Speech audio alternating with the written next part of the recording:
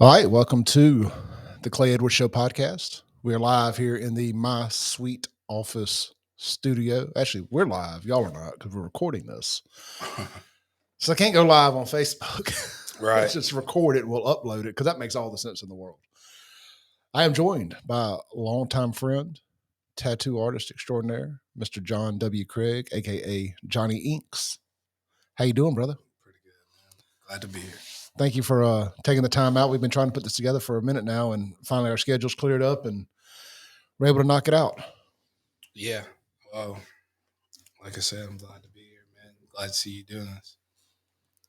I appreciate it, man. Look, it's been a long time coming. You know, when I got out of the club business years ago, I still loved being around people and dealing with people. I just didn't want to do that anymore. Right. I didn't know what I was going to do. I kind of was like lost at sea for a little while. And this whole podcasting thing kind of came about just as what felt like the next evolution from the Save Jackson page and kind of what's next? What can I do other than post pictures of abandoned property? Well, let me tell people why I'm so pissed off about it. So that led to this, and here we are, man. And you started doing, let's step back a little bit. We've known each other for what, 20 years? Since Crazy 8. Since 01. Yep. So 20 years. That means I was still in high school. Yeah. I hear that a lot. And junior year. Every now and then I text my old door guy, good friend of mine, and I'm like, hey, man, I met another 16, 17-year-old that was in Crazy 8. Right. He's like, man, fake IDs were good back then. Fake IDs were legit back then. Hey, Trig can't get fired right now, can he? I get nothing. He actually, I can't be too hard on him, man. He's done well for himself, and he drove down from Arkansas for my wedding. So, okay, yeah, man. Old shout out to Buster. Good people, man, good people. But I get it all the time. They're like, yeah, man, I was in Crazy 8 when I was in high school. I'm like, no, you weren't. Oh. No, you weren't. And then, as you get older and your kids get older and they start messing around with fake IDs, you're like, gosh dang, man, this is this gift that keeps on giving. Well, a lot of times, man, we would have to just hang out in the parking lot until we could finesse or meet somebody that would be like, all right, y'all are good, But eventually, over time, faces start recognizing, like, yo, come on. Yeah, look, I was telling this. I've told this story online before, but I'll give the short and sweet version of it. When I was under 21, you had to be 21 to get in the dock. It was back in the day. And I worked on a beer truck right out of high school for Capital City Beverage. Well, what they called their draft truck. It's only one truck, and it worked every bar and restaurant in town for the entire Coors distributorship. Everything that they sold over there that was under the Coors and craft beer and all that. Now, they've since bought the Miller distributor, but this was before then. So it was just Coors and what was the beginning infancy of craft beer around here and malt liquor. So with the dock was one of our stops. And they were like, man, we're going to give y'all a dock VIP card. Well, I had a fake ID. So I was like, all right, well, they used my fake ID to give me my dock VIP card. Well, at 18, 19, whatever I was, it was the dock was fun, but it was an older crowd. And I was more into like the Inez's, shake your ass, booty shaking, booty music, hip hop, rap kind of stuff, where the dock was cover bands. And it's funny saying that now because I way more enjoy going to the dock now than I would anything else I ever did. But gross, man. Yeah, I guess so. And then so it was my 21st birthday. I decided to use my real ID to get in. I figured at some point I was going to have to use my real ID. And so I was like, let's just go on and do this tonight. Man, they were so mad at me. They took my VIP card, cut it up. They let me in. I ended up becoming good friends with all the folks later on, but it was just funny, the fake ID stuff. They thought you were one person, but you ended up being a completely different person, but still a person they like. Well, yeah. Well, here was the catch: was the guy whose fake ID I was using with my face on it was banned from the dock. Oh, shit. So they would always see his name. They're like, and they would look and just never quite put it together. But it was my roommate at the time when I was younger. We even went to the casino. That's one of the best parts ever. We went to the casino for his 21st birthday. He couldn't get in, and I did using his ID. So my grandmother, she has nothing to do with this. Let me not even drag her into this. She never knew I was doing this. Used to go to the highway patrol and just show birth certificate and social security card. Right. They didn't have any picture of you on file. So as long as you half-ass fit the description, nobody was ever questioning anything. Yeah. But the part about my grandmother's, though, is I was up there getting my fake ID from my partner, using my buddy's ID information. And my grandmother, his name was Jamie. So my grandmother's office was right to the side of where you take your picture in the Woodrow Wilson location. So you know how it is. And there you walk in, there's the counter where there's some offices to the side. Hers was in there. And I remember she come out and the name on the birth certificate and social security card is Jamie. She walks out and she's like, oh, so-and-so, the girl's got my stuff. She's like, oh, this is my grandson, Clay. It's just like, yeah, I was like, I'm so busted. And she never put it together. It's still printed it all out. Still printed it on out, and I got on out of there. But I remember I got it taken on McDowell Road one night. This cop pulled up on the Jitney Jungle or Junior parking lot there. And he got all our IDs and going through my wallet and saw I had 2 IDs. He was like, I'm going to guess you're not the one that's 21. I was like, no, I just like to pretend to be younger. Damn, man. And, I never had experienced having a fake ID. It was good times, man. It was living on the edge. I always bought my same beer at the same store, the Spur there at the corner of Forest Hill and McClure. Yep. I don't know what it's called now, but it was a Spur forever. And then I always got my liquor right there across from Wood Stereo by Burger King off McDowell. Yep. And I think Ellis Hunter's dad ran that place. But anyway, so I never missed a beat other than getting in the bars or being able to drink in the bars, which, we did that anyway. So yeah, man, we were drinking in Jitney Jungle parking lot in Byram for years before any of us could get in anywhere. And this was when, honestly, I think this is how a lot of us started trying to just go ahead and migrate over to Crazy 8 because we'd be sitting in the parking lot, night after night, people coming from Crazy 8. They're drunk, wilding, having to get in there. Like, man, we're going there next weekend. No, we ain't old enough. No, we're going to figure it out. We're going to figure it out. They're having a good time. We were having a good time out there. I was having too good of a time. And I did for about 10 years, from about 2001 to January 4th of 2011 is when I started my career outside of the nightclub business. But I think we left Crazy 8 around, 105. That was the end of my club career for the most part. That ended around August of 10 is when we got out of there. So I had about a 5-month window where I wasn't working. That was humbling. But you built a pretty big network, man. And I owe a lot of my network to going to those bars and clubs. A lot of people I met throughout life, all Crazy 8s, but I also went to places like Freelon and Birdland and really off the beaten path. I think they had Jazzy's. Yeah. Jazzy's. Yeah. Look, I started throwing parties at Jazzy's. That was the first place I started my whole club business with Kim Wade. Kim was on Jazzy's. Yeah. And I went in there and was like, hey, man, let me do this Thursday night thing, and do college night and kind of I'll show you how we do this. It's prior to Crazy 8? Yeah. Okay. This is kind of what got that jumped off. Right. I know that. Was learning how to do that and doing that with Kim Wade. So if you ever went to Jazzy's and it was a mixed crowd, it was probably one of my nights. Yeah, I didn't go to Jazzy. Actually, I say I want to say I started going to Crazy 8 about 2002. And then we started going to Jazzy's after around senior year. And that's when they had Freaky Fridays. It was mostly after football games. So after football games, we jet down there. One of my buddies, David Johnson, became one of the DJs for, which they had the DJ of all DJs up there. But he didn't DJ all the time. He had the 55 boys. And they were dancing and all that. And I remember, man, we used to try to do. I mean, everybody wanted to be a 55 boy more than you want to be in Capital League. No, hey, look, so we're a couple years apart. So my crew was Mississippi Mafia and all that. Yeah. And I actually got to work with DJ Hands, who was their DJ, when I worked at Inez's. It was like my first job in the bar business, working the door at Inez's at around 17 years old. I was a minor checking other people's IDs at the door at Inez's. Well, I mean, you hear stories about these places, but, like you said, having that little age difference. So probably my 8th, 9th grade year, y'all are at Inez's doing the thing. How old are you?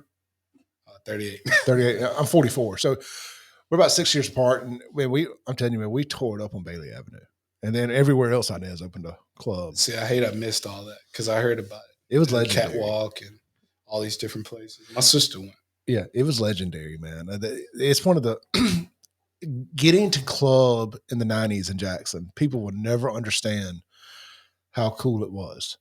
Now, I will say this, you know, if I was young and black in Jackson right now, this would be a great damn city to live in. There's something going on every night, you know, in these clubs downtown and kind of what's going on around here. There's a bunch of really cool spots opening up, and the game has been raised up a bit.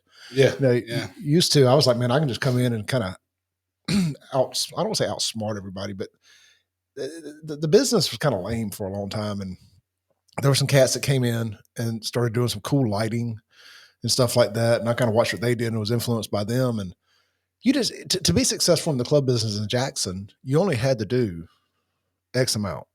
But if you went above that, it was really a home run. Right. You know, like when we started using LED and white skirting and changing the whole ambiance of a place, we were the first ones to do that. And it was cool, man. But now I see what they're doing at places like 4th Avenue. And shout out to them too, Chad and yeah, and I don't know those guys, but it's a gorgeous place. I've seen the pictures of it online, and you've got the Daiquiri Bar. You got Boo and them opening up a place. Big shout out to Laramie Bud. Yeah, man, rest in peace, Bud, man. Rest on, brother. I hate to hear that. I got that news. You know, one of his first parties he ever threw. I don't want to take credit for being his first. I can't confirm or deny that. But one of his first parties he ever threw was at 105. And he was on house arrest at the time. And I didn't know it, you know, but until like the day of, he's like, hey, you know, so I ain't gonna be able to make it, but so-and-so is going to be there to kind of handle everything. And I made a post on Facebook, on Instagram about it after he passed and just kind of summed it up. People thought I was being negative, talking about, you know, why couldn't you just say rest in peace? Why you got to throw in the part about house arrest? Right. I'm like, no, it's about respect. That's like, cause I respected his hustle because even on house arrest. Yeah. He was making things happen. He was making things happen. Making boss moves. Where a lot of people would just be like, oh, I can't do it. Just be defeated. And he was like pushing. Yeah. And I think, you know, I actually know I ain't gonna say his whole family, but a lot of his cousins and, you know, just in passing, coming through Terry, I grew up around them. You know, we all traffic the same networks. And, you know, regardless of any, you know, records or whatever, you know, about him, man, the dude was a good dude. At his heart of hearts, he was a good dude.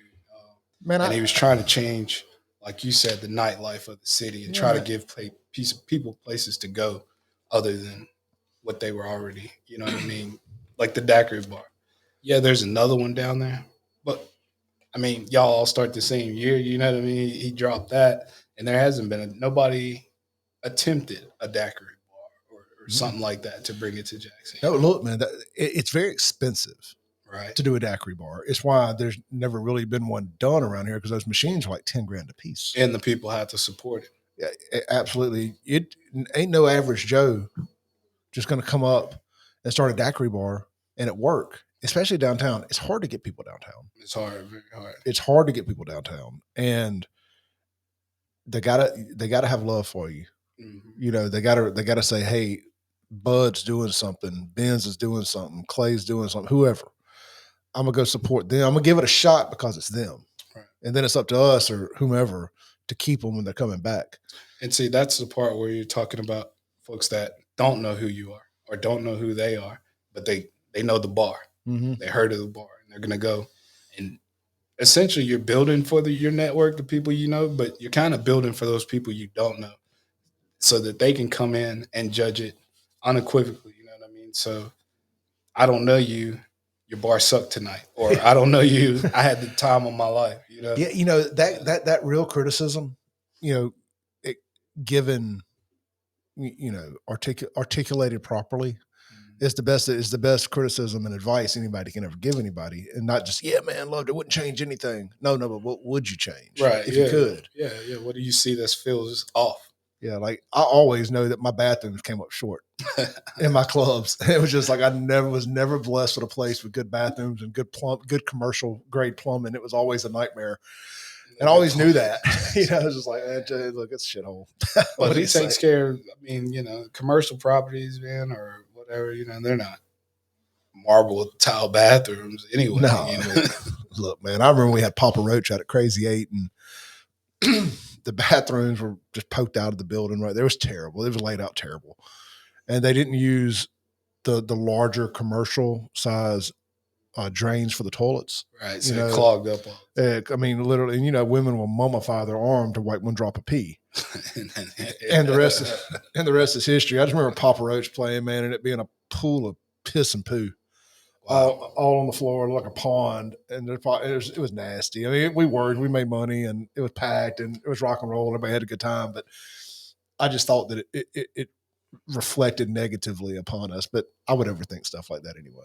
Yeah, and then, but man, anybody telling stories about their times there, I doubt that they mention that unless I got in a fight and somebody threw me on the ground and a bunch of shit and pee on my man. Speaking of fights out there at Crazy 8. We rented it to a Mississippi State fraternity one time. I don't remember which one, anything like that. But they got to beating each other up. Wow. And then we tried to break it up, and they got to beating our asses. It was because there's a lot of yeah. It's like overwhelming security. Yeah, because the second you start trying to break these two fraternity brothers up that are fighting, well, then they're just gonna turn and try to fight you. Right. That was a long night. That was the end of me and frat parties. We're like, no, we ain't doing those no more. But that was an era too, of actually fighting. There was a time where the only time you got shot was over real street business. Not a fist fight. You beat somebody up in the club, you very well see them in the parking lot, and y'all know some of the same people. Y'all are cool now, and it's misunderstanding, whatever. But now, you whoop somebody in the club. You might want to watch yourself going in the parking lot. More times than probably not, we'd get in a fight with somebody, and then you would end up at the same house party later. Right. Something like that. Because it was ran in such a tight circle. Right.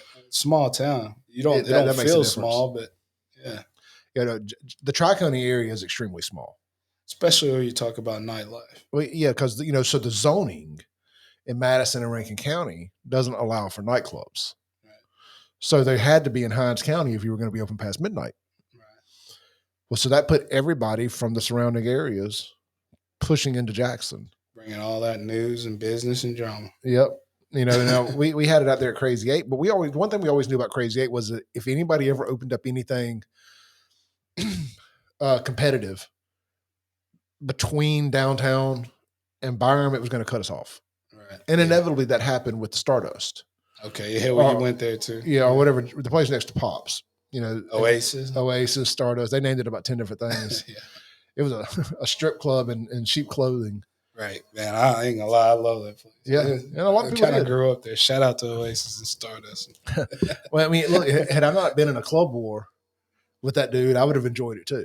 Yeah, that's another place I got into a fight at. The week we were getting ready to open Crazy 8, got into a fight there. Got thrown through a wall.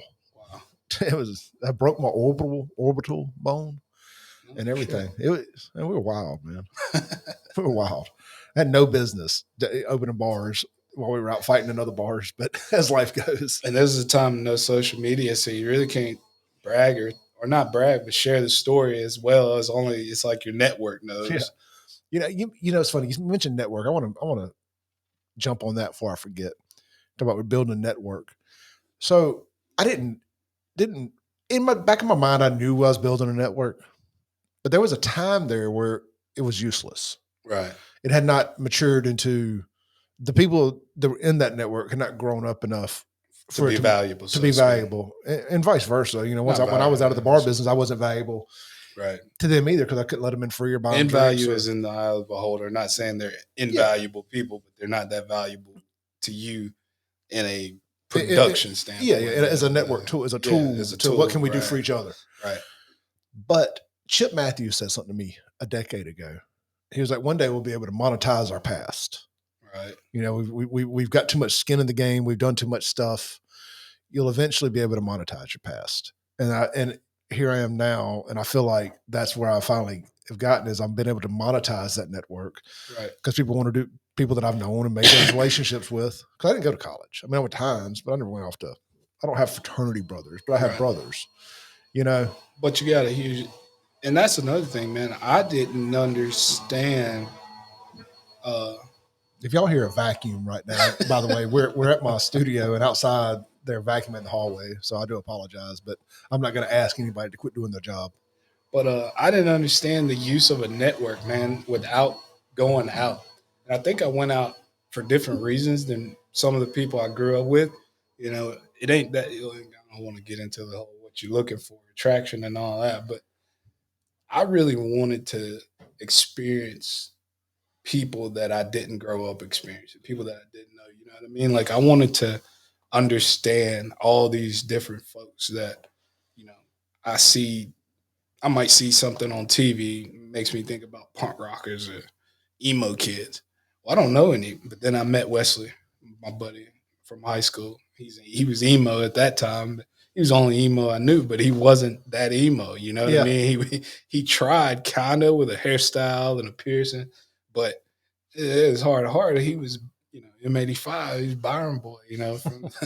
But he tried. You were the first person that I remember, like proudly repping Exit 85.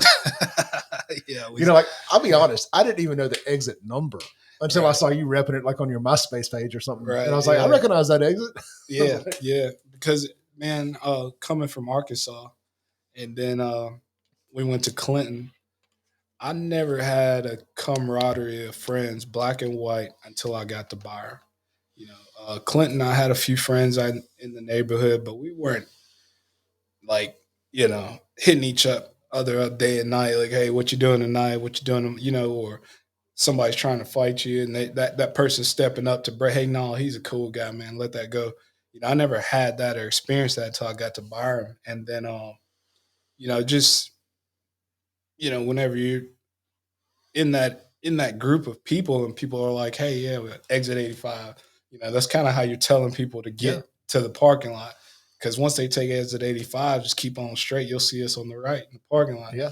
And then it became M85, which is Mafia 85 or whatever. But we didn't, maybe some did, but we didn't do much illegal. Well, no Mafia activities being done. It's funny, man. Just something. I kind of ended up with the best of both worlds somewhat. So I grew up in South Jackson in the 90s.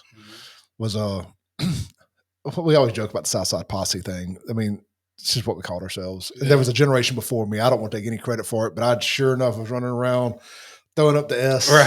Southside, and that's where you spend most of your time. It was. We spent all that time on McDowell Road. We were the last generation that got to do McDowell Road. I mean, in its heyday. Yeah. And then my folks moved out to Byram. Obviously, I did too. I lived with them. So we moved out to Byram, which was really still South Jackson, and inevitably it got annexed by Jackson and became South Jackson again. For real, yeah. So, but I spent a lot of time in Byram too, in that same parking lot that mm-hmm. That Jitney parking lot or Viles parking lot now, and so it was fun, man. I got to I met I really really enjoy that year or two that I went to Byram because it put me around people that I never know. Right. It's like a whole different world that I didn't know existed. It's funny to call it country now, but it was country in the 90s. And they mixed it up big because they're busing in students from South Jackson and Terry all into this high school. So you got people that riding horses at four-wheelers, black and white, with people that are into low riders and 12-inch speakers and, everybody, like all the country folks parked up on the hill at the top, when you pull it, that was called the hill. It's for people that might not know, it's about where not McAllister's. What's that other Nukes? It's where Nukes is. Yeah, Nukes now. Nukes and Burger King was the hill, and where Walmart was the football field, and the school is non-existent where it is now. I guess it's Chick-fil-A. Yeah, I think it was the middle school when I went there, and the same. Well, we weren't driving, but we went to the same football field. Yeah. So to McDonald's. They moved it back to Terry in '97. I graduated in '96, but I didn't. I finished. I finished before then. Yeah. but I would have finished in '96. I would have been the last class there. So I always get invited to class in '96 stuff. But I'm like, man, I love y'all, But I see y'all every day. You know, Facebook has ruined the idea of needing to go to a class reunion. And I can only imagine that Terry was exactly how that Byram High School was. You know what I mean? Yeah. Because now we're deeper in Terry, so you definitely got a lot more country folks mixing with the city crowd. And me being from Arkansas, I was in the middle because by this time I'm acclimating to this whole Jackson area. Clinton goes Byram. Now I'm in Terry, and I know how to hunt and do different things I did with my family.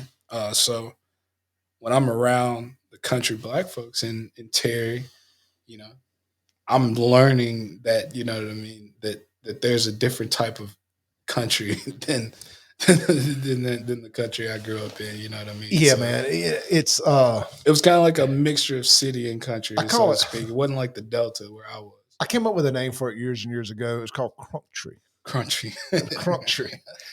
And I don't know, you know, there's just the best way I could describe it is if you go to like these drag strips out in the middle of nowhere, like in Chunky and stuff like that. Chucky, Mississippi. And I love that drag strip out there too. It's Battlefield. Mhm. And you go out there. I was out in Gulfport for cruising the coast and went to the drag strip down there. And it's one of those things. It's everybody. It's just a bunch of rednecks and country black folks. Mhm. And But they're all getting along. having a Everybody's getting good time. along. Yeah. It's wild. It's a party. It's good times. And I went to the drag strip for the first time in 10 years, a few months back, and to the one in Chunky. And it took me back to going to Hattiesburg and growing up. It took me, I felt like I'd gotten a time machine in a good way. Yeah. You know, I went back and I saw people, when nobody talking about fucking politics, Right. Yeah. and Trump or Biden or black and white or nothing. It was bet, motherfucker, bet. Yeah. Yeah. Put something down. Bet, motherfucker, bet. How much you want to bet? See, man, in Marvel, where I was at, or Little Rock, you know, there wasn't a whole lot of intermingling between, you know, white folks and black folks. Yeah. And then not to say that it was purposely segregated or nothing like that. It's just the country I knew only consisted of people that looked like me. Yeah. Well, And once I went out there, obviously, we self-segregate ourselves well, I learned that terribly bad. going to Terry, these people are getting along. You know what I mean? People that you would assume, hey, they don't like you because you're black, but you come out there, him and the black guy are working on each other's four wheels in the parking lot. Gonna go ride that afternoon. Yeah. You know, and I'm like, well man, I wish we would have. So 91, 92, I forget the exact, it would have been 90 or 91 when they closed Terry and moved Terry to Byram. There was race wars at school those years. That was right before I got there. Yeah. Okay. But I was there were still people going to school there that were part of all that. And it was ugly, but I don't know where just good leadership, good home training, whatever it broke was. up at. Yeah, somebody broke it up, and folks were really got along really well. Mm-hmm. When I went to school there, Cedric Harris, I want to say he's police chief in Terry now, or he's high up in Terry police anyway.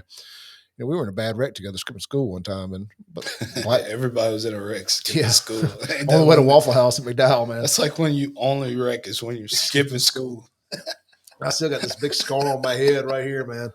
And my dad was taking my grandmother to the doctor, and they passed me with my truck up in the ditch, me hanging out halfway through the windshield, Yeah. And but we hung out with black dudes, white dudes. I can't say that we hung out with too many Spaniards or anything like that, just because they weren't any around. Yeah, but if there had been some Asians or Spaniards, one or two. Come on in. Yeah. I mean, we were a very eclectic group of people out there in Byram, and I learned a lot from those cats. I also feel like it's so off the map. You know what I mean? It was. It wasn't in the inner city, or it wasn't too far in the country where you're completely separated from different demographics. So you got to see some of everybody that you hear about or see on the news or on TV. You have to actually see these people and interact with them on a daily basis, and you learn the humanities of each other. You know what I mean? So I think that's what that Byram Terry, like, I don't know about the race wars, but I know when I was coming up, there was still hate. You know what I mean? I'm not saying it was all love, but it was more love than there was hate. So no, absolutely, man. I mean, what was it? Marcus Spriggs, I think is his name. He ended up playing in the NFL for a long time. He was there. Yeah, okay. He was there. I'm just trying to think of some folks, but that's always the one name that comes to mind. Big black dude. I just remember it. The road was paved for him. They knew. Right. Yeah. Yeah. You know, it's No, like, you don't say nothing. we ain't gonna, nobody messes with him. Of course, he's big as a house. You Yeah, know, you don't want him. you don't want to say nothing to him. And I think he ended up going to Hines. I'm not sure where he played big college ball, but he played in the NFL for a while. And but he was there when I was there. And Byram had a good football team then too. I mean, my pastor out at church, Terry Fant, was there.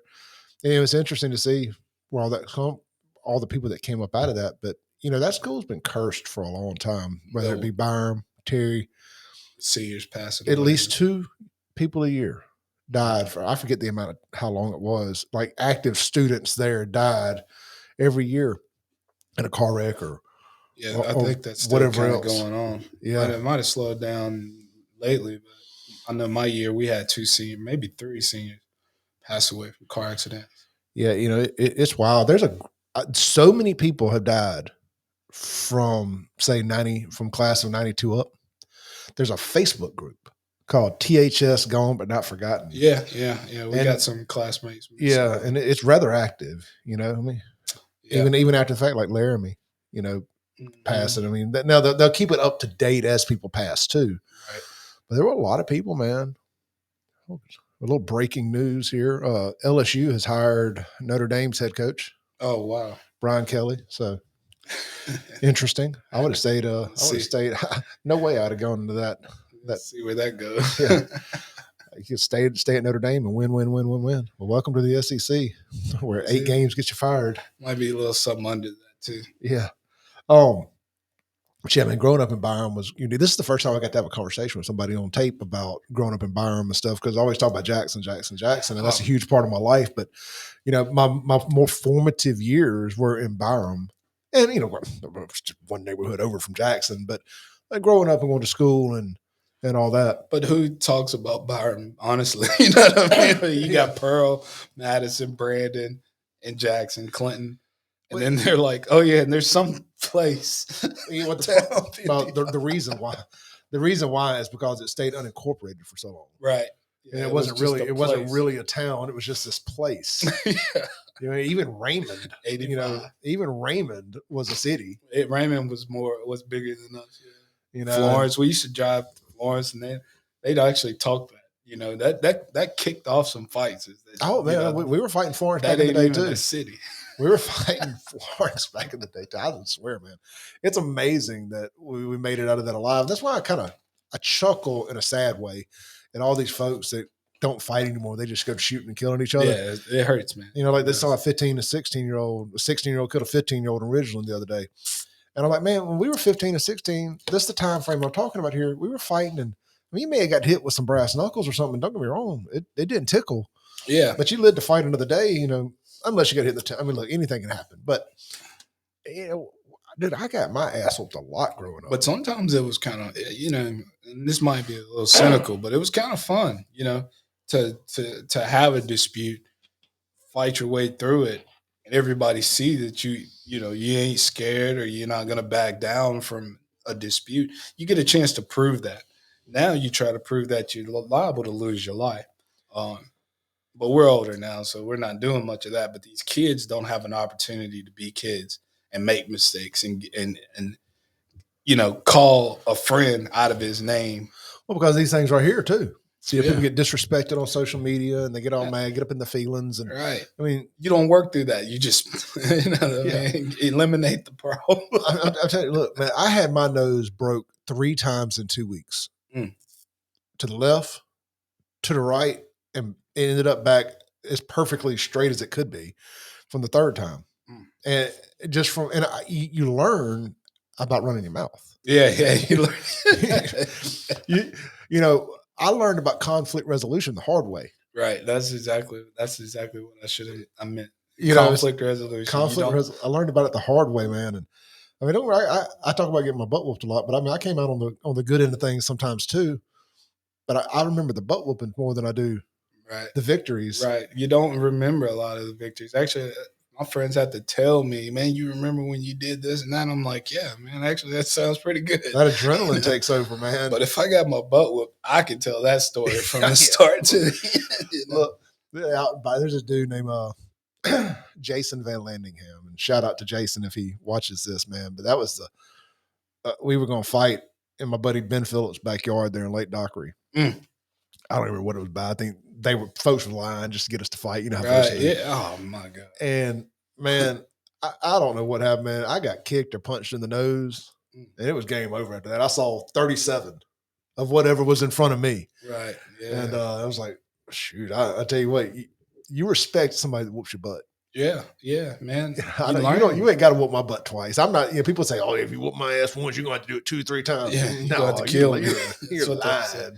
Yeah, you are lying. Oh, no more ass whipping, sir. I'm good. Yeah. Appreciate it.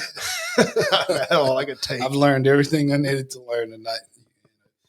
I'll buy you something to drink. Yeah, it's funny, man.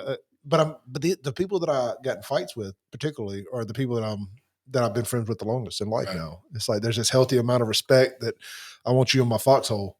But I also, and I think that they respect you too. After depends on your, you know what I'm saying, how you behave. Everybody's not going to behave the same after they get their butt whooped. But hey, if you stood up for yourself, and sometimes, man, hey, I'm proud of you. I might have had to beat you down, but I like that. I respect that, and we'll never go into this again. We're friends now. Yeah. All right, let's fight together and not each other. Yeah, there's only one group of folks I got into a fight with more than once. We run around. We lost around. We won around. We tied around, and then finally we were like, we're running around in circles here. Right. Every time we go somewhere, we're getting in a fight with each other. And they actually came to me to call the truce. And I was like, amen. Thank you. I ain't seen them boys in 20 years, but if I ever do, it's what's up. Yeah. And, you ain't going to get that today. You better not try to raise your fists up against anybody right now. No, I mean, me either. I thought I'm too old to be fighting now. Right. I'm not getting my butt whooped again. I've had all that. I'm gonna take you. When you try to fight, I'm going Rittenhouse on you. Yeah, and that's crazy too, because that's the world we live in now, where it is a gun battle. Pretty much any situation that's going to be disputed is a gunfight of some sort. Somebody's getting shot. Because I'm not. Well, I can only speak for myself, but I'm not going to put myself in a position to go somewhere where I feel like there's going to be a confrontation. So right. any confrontation I run into, I'm going to take as a life or death situation. Right. And you're at that age too, and me as well, where you got a lot to live for. Mm-hmm. You're like, if you try to rob me, you better shoot me. Right. I mean, you make it count. Yeah. I mean, this is they will pull this to use in a trial against me at some point. This is going to be like famous last self-defense. My plan is to defend myself. Yeah. And, if I see the threat coming, I'm getting. That's why I moved out of Jackson. I mean, all the nonsense, the water, everything else. The reason I moved out of Jackson was because when you live in a city that is ridden with crime and the police are completely overwhelmed, and there's not enough of them, and then you have a crooked criminal justice system. Yeah. I was like, man, I don't want to be trying to explain why I had to defend myself in Hinds County. Mm-hmm. See, I still live in Jackson. I'm in Northeast Jackson, and I watch myself and watch where I go, and you see so much stuff. What's the Next Door? That app, the Next Door app, they tell you about everything. It's wild in every neighborhood. It's popping off on Next Door. Yeah, and I've been fortunate and not had to run into any issues, but like you said earlier, I don't put myself in any hostile situations, or not to say that everybody that's ran into misfortune in Jackson put themselves in that position, but I mean, it's just when the police are overwhelmed like that, it's kind of better to just not be out too much, not be too spread thin. No, look, there's a lot of people who have been victims of random acts of violence that didn't intentionally put themselves in a bad situation, right. But unfortunately, or it's an old situation. Yeah, but unfortunately, it happens. Like the mayor tries to say, well, these are a lot of domestic type disputes, not necessarily husband and wife, but people that knew each other, interrelationship type stuff like. But you hear that from both sides, man. Yeah, I hear a lot of people saying that these people put themselves in that situation or they're involved, but sometimes a random act might happen. You just never know. Stray bullets do fly. Well, I mean, look at all the kids getting shot in Jackson.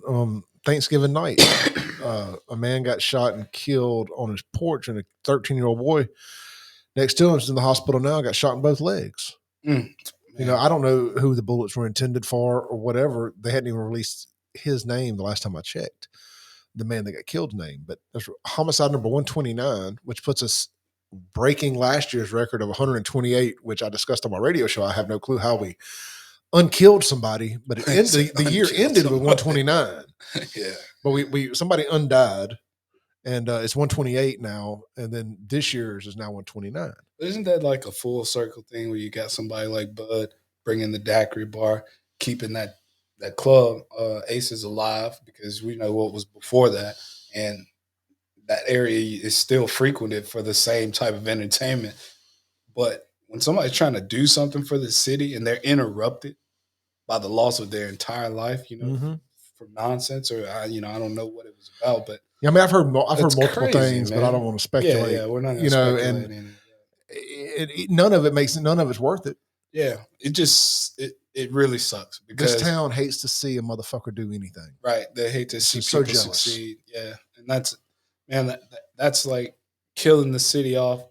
So you got an overwhelmed police department. You got entrepreneurs who can't be entrepreneurs. They can't grow.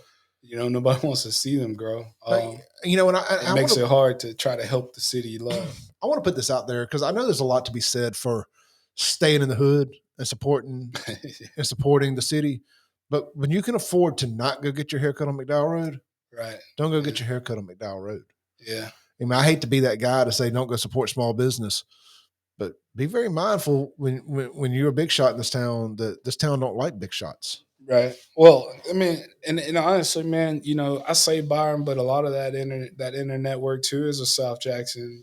As a lot of them all know each other. So I think that you should, and this isn't his or anybody's fault of where they go, but you can't if you don't have enough police, I guess you could say. And I hate to keep blaming. I'm not trying to blame it on the department because it's more of a city thing. Yeah, I don't blame it on the department. Like I love those cops, man. I mean, they're doing something I'm not doing. There's just not enough of them. Yeah, they're overwhelmed. Right, because you should be able to go get your haircut anywhere in the city and feel safe doing so. They're supposed to be. They're budgeted to have 500 JPD, roughly, give or take. There's less than 3. And that's a lot when you think about square footage. And do you know how many homicides? And then you break it up into shifts. Yeah, and that's everybody. That's not just police on the street. That's everybody. Well, square miles of driving. So, do you know how many homicide detectives there are actively at JPD right now? No, I'd actually heard a story of a couple of them backing down or stepping down or whatever. 4 homicides. 4 homicide detectives. And that's a hell of a workload. I mean, you're at 129 right now, active. Well, I mean, I say active. That's this year. I don't know how many of those have been solved. I mean, you could be the greatest investigator in the world. You can't, and then you're dealing with cold cases and 3 and 4-year-old things, and you can't put people in jail for extended amounts of time because they'll get to a court date. I mean, it's broken over here. Right, and they're getting what I think they're doing what they can. Like the guy that kidnapped that Lyft driver, they caught him pretty quick and got that. Yeah, what an idiot. There's some.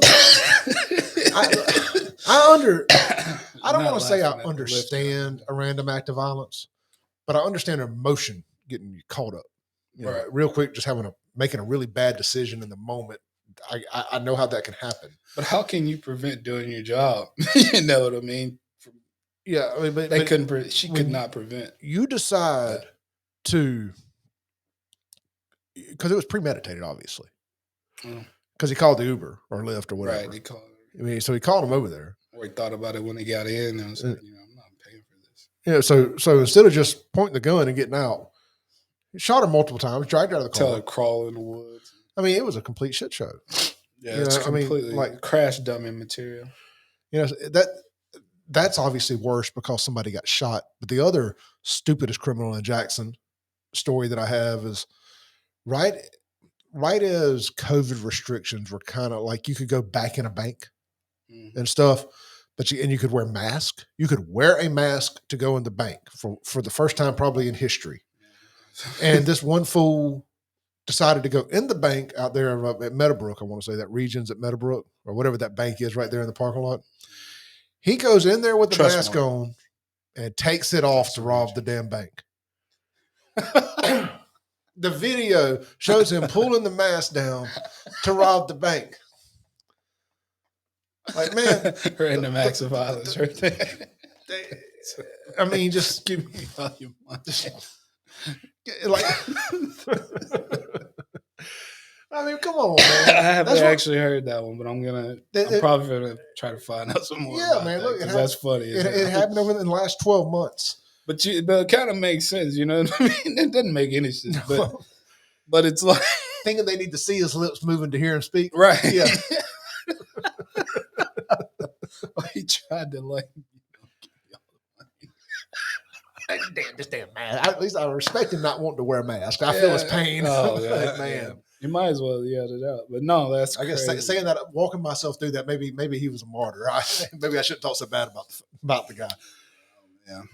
My goodness, man. I mean, the one time in history you're allowed to wear a mask in the bank and you take it off to rob it. Oh, man. Jackson, Mississippi. Jackson, Mississippi, man. And I actually, I have a good time here, man. When we go out, me and my fiance, man, we have a good time in Jackson, and we have, fortunately, like I said, not run into any obstacles as far as, random acts like that or nothing crazy. I haven't seen it. I've seen crazy wrecks and stuff like that, but just to hear all this going around, and even friends call, man, you heard about blah. I'm like, how is all this going on around me all the time? And I don't know about it. It's on the news, and I'm like, I was just on that road an hour ago. Yeah, like that lady got shot at the red light. I wish mine just went blank, but. She was sitting at her car, and I don't know if it was a road rage incident or something like that, but I had just went through that intersection to go to Dollar General and find out she was shot probably like 10 minutes. Yeah, dude, it's so much of that going on here. That's right. I have a rule. People call me a punk, whatever. I don't care. I ain't gonna die at a Jackson gas station. I do not stop at Jackson gas stations. Yeah, it's my thing. It's my hill to die on. I'm not stopping at a Jackson gas station for anything. Yeah, I go everywhere, man. I ain't gonna lie. Yeah.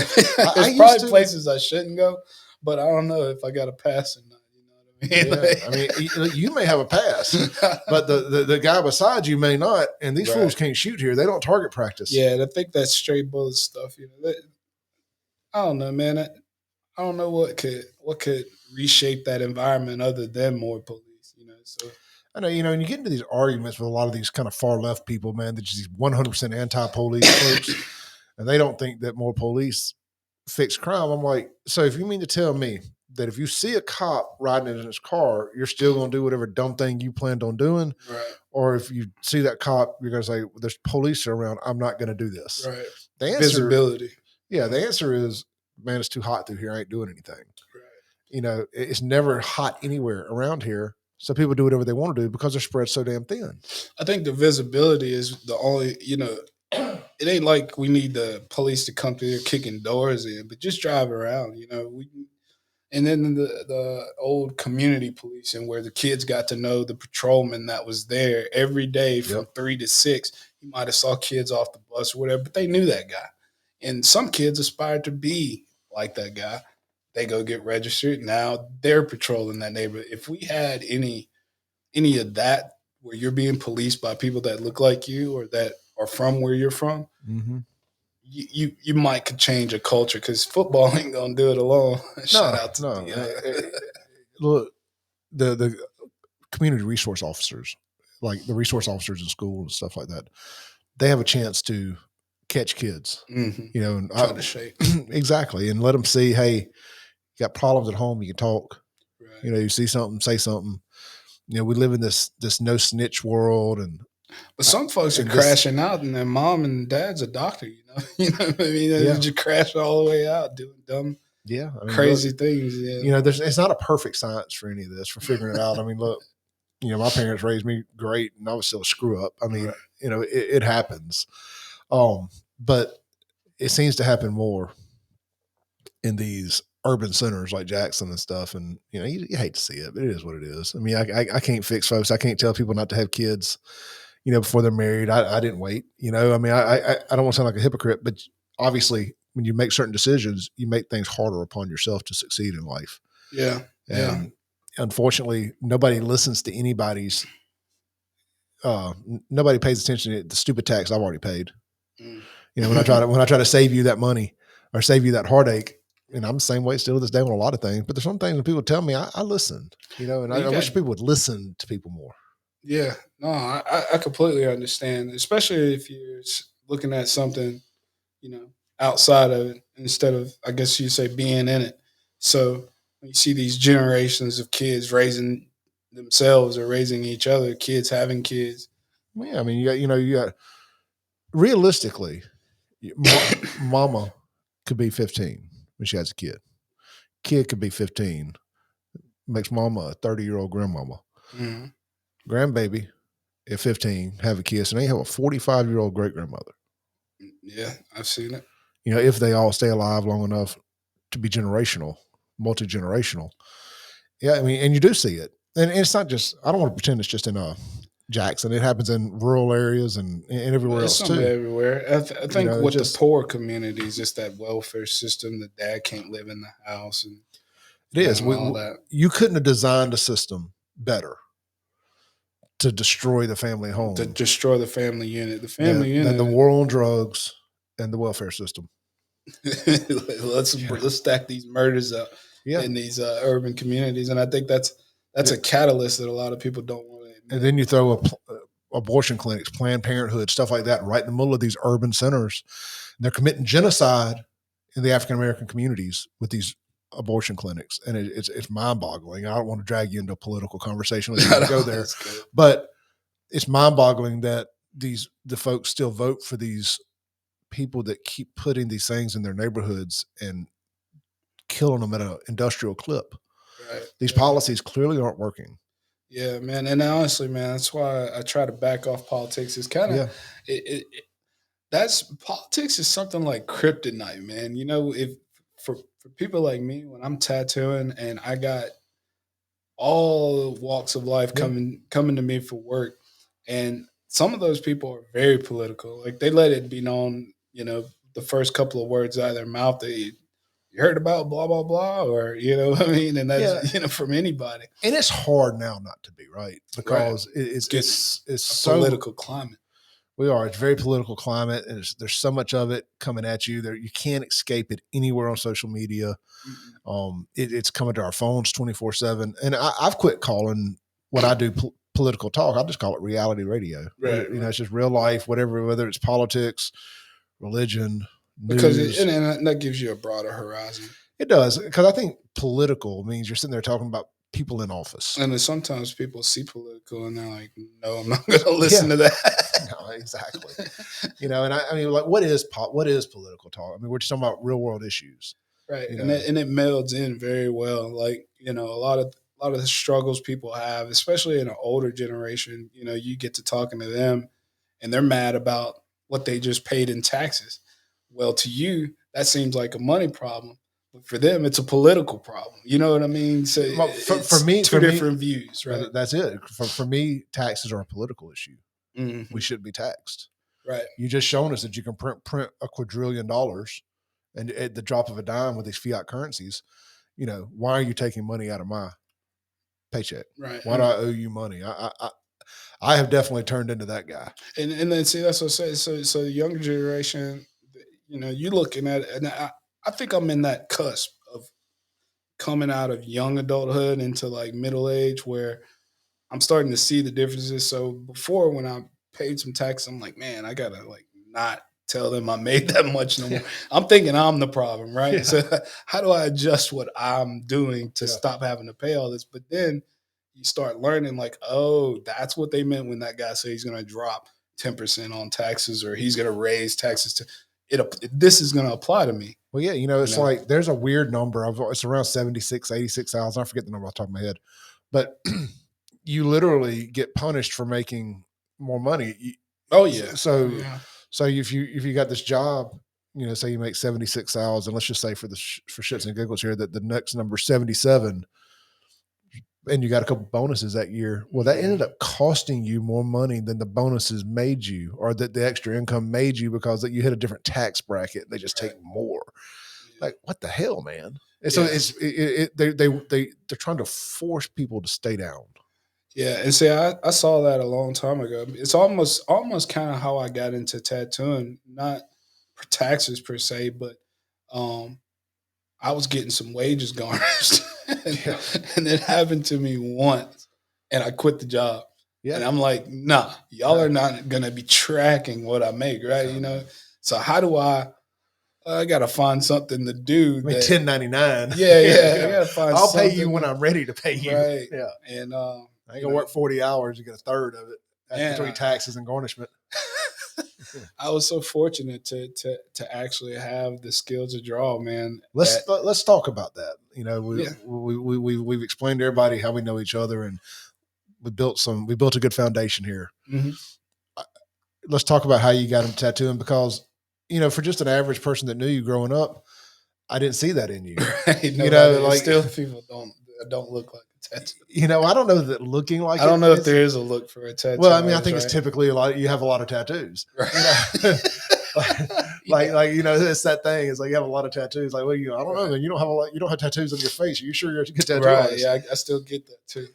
But I remember I started the still standing clothing stuff. I got the tattoo and all that stuff, and you drew me a logo, and it was the first time I saw that you were artistic. Yeah. And I was like, man, John's pretty good at this. Right. And you started doing a little more and a little more and a little more. And yeah, man. I was drawing back in high school. I don't know if they did this in Byram, where when you graduate, they let you paint a parking spot. Did they do that for y'all? Mm-mm. Well, they did that for us. I didn't graduate, so I don't know. Well, senior year, they let you take a parking spot. And I think that was, people in art class and stuff knew I could draw. But that was the time when I think a lot of people really realized, like, oh, he's actually pretty good at this. And, that was almost planned to never be used, because my mom told me that there wasn't any money in art. And, mad respect to my mom, rest in peace. But she was like, you're not finna be by sweat in a studio apartment living off my dime until you make it. You finna go to school. You're gonna do nursing, and then after that, we're gonna try to get you into medical school. And it's very hard. It's very hard to monetize art, creativity. True. I was listening to Dr. Jordan Peterson talk about this the other day, and I actually sent it to Chad Wesley, a good friend of mine, and plays music. Shout out to Chad. And he will most likely listen to this. And we were I just sent him that because it's like, hey man, just know that you're doing what very few people can. Right. It's very hard to monetize creativity and something you love, you're passionate about. It's hard, man. It really is. I mean, I'm trying to do it with all this, creativity and talking, and man, it's a lot that goes into it. People never see. Yeah, that's the thing is, I had to go through a lot to actually get to a point to where it was almost like a last ditch effort, I guess you could say. Like, what do I do with my life? They're garnishing my wages. You know what I mean? I need to figure something out. And so what kind of work did you do before you started drawing? Before you got into tattoos, I mean? I was an LPN. Well, I went to LPN school, so I was a CNA. That's right. Yeah. I remember you doing something. I remember seeing you wearing scrubs. I remember seeing scrubs, yeah. Yeah. In the club. Yeah, I got work in the morning. Stay out all night. Yeah. I didn't come in from work. I'm prepared to go to work. Right. Yeah. Man, my mom passed away when I got into LPN school, and I tried so hard to see my way through that. But you were 22 when your mom passed? Right, 22. I had just turned 22 in that November 22nd, and she had passed that October 17th. It's around fair and all that. Mm-hmm. Man, I tried to see it through. Couldn't focus, man. Ended up failing out, and took some temp staff jobs and all that. We all went down that path at some point. You call them temp staff. Manpower. Put put some labor down on it, and Yeah. that's when I realized. And that's the second time I realized, like, hey, this I can't. I need to Yeah. be either back in the hospital where it's a little easier, but I can't. I can't come out here and do no manual labor. I mean, Yeah, man. There's certain jobs for certain people. And yeah, God bless them. and yeah, and no disrespect to people that can do that. You know, I actually think you're a bigger person than me. Uh, it's just that when I was younger, man, they had us chopping weeds down rows in the Delta. You know, they called it chopping whatever. We're not gonna go into that, but Yeah. I did that. Well, 8, 9, 10, 11 every summer, and I was like, you know, by the time I got back home, I'm like, I'm not Never doing doing that any again. manual labor. Yeah. Yeah, and so yeah. Anyway, they go on that whole check thing happened, and I quit that temp staff job, and I started at this time Miami. This was probably the first or second episode, maybe. Reality show. Yeah, Yeah. came on. It may not. I don't know what was before Miami, or was that might have been the first tattoo show that dropped. Yeah. Was it that one or was it the one with the X Games dude that had the tattoo has the tattoo show? Hart Huntington. They had a No, reality show for a while too. yeah, then it must have been Miami. Yeah. Yeah, because Ami. Yeah, Yeah. Ami.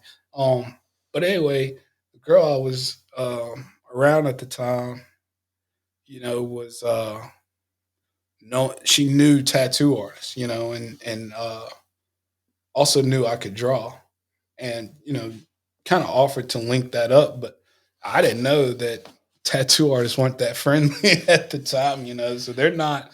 We're at the clubs or at the bars. They're not that interested in meeting me or trying to talk about teaching me or you know because you know it's still very small network at that time, I mean, and you're also asking to take money out of their pocket, you know, essentially.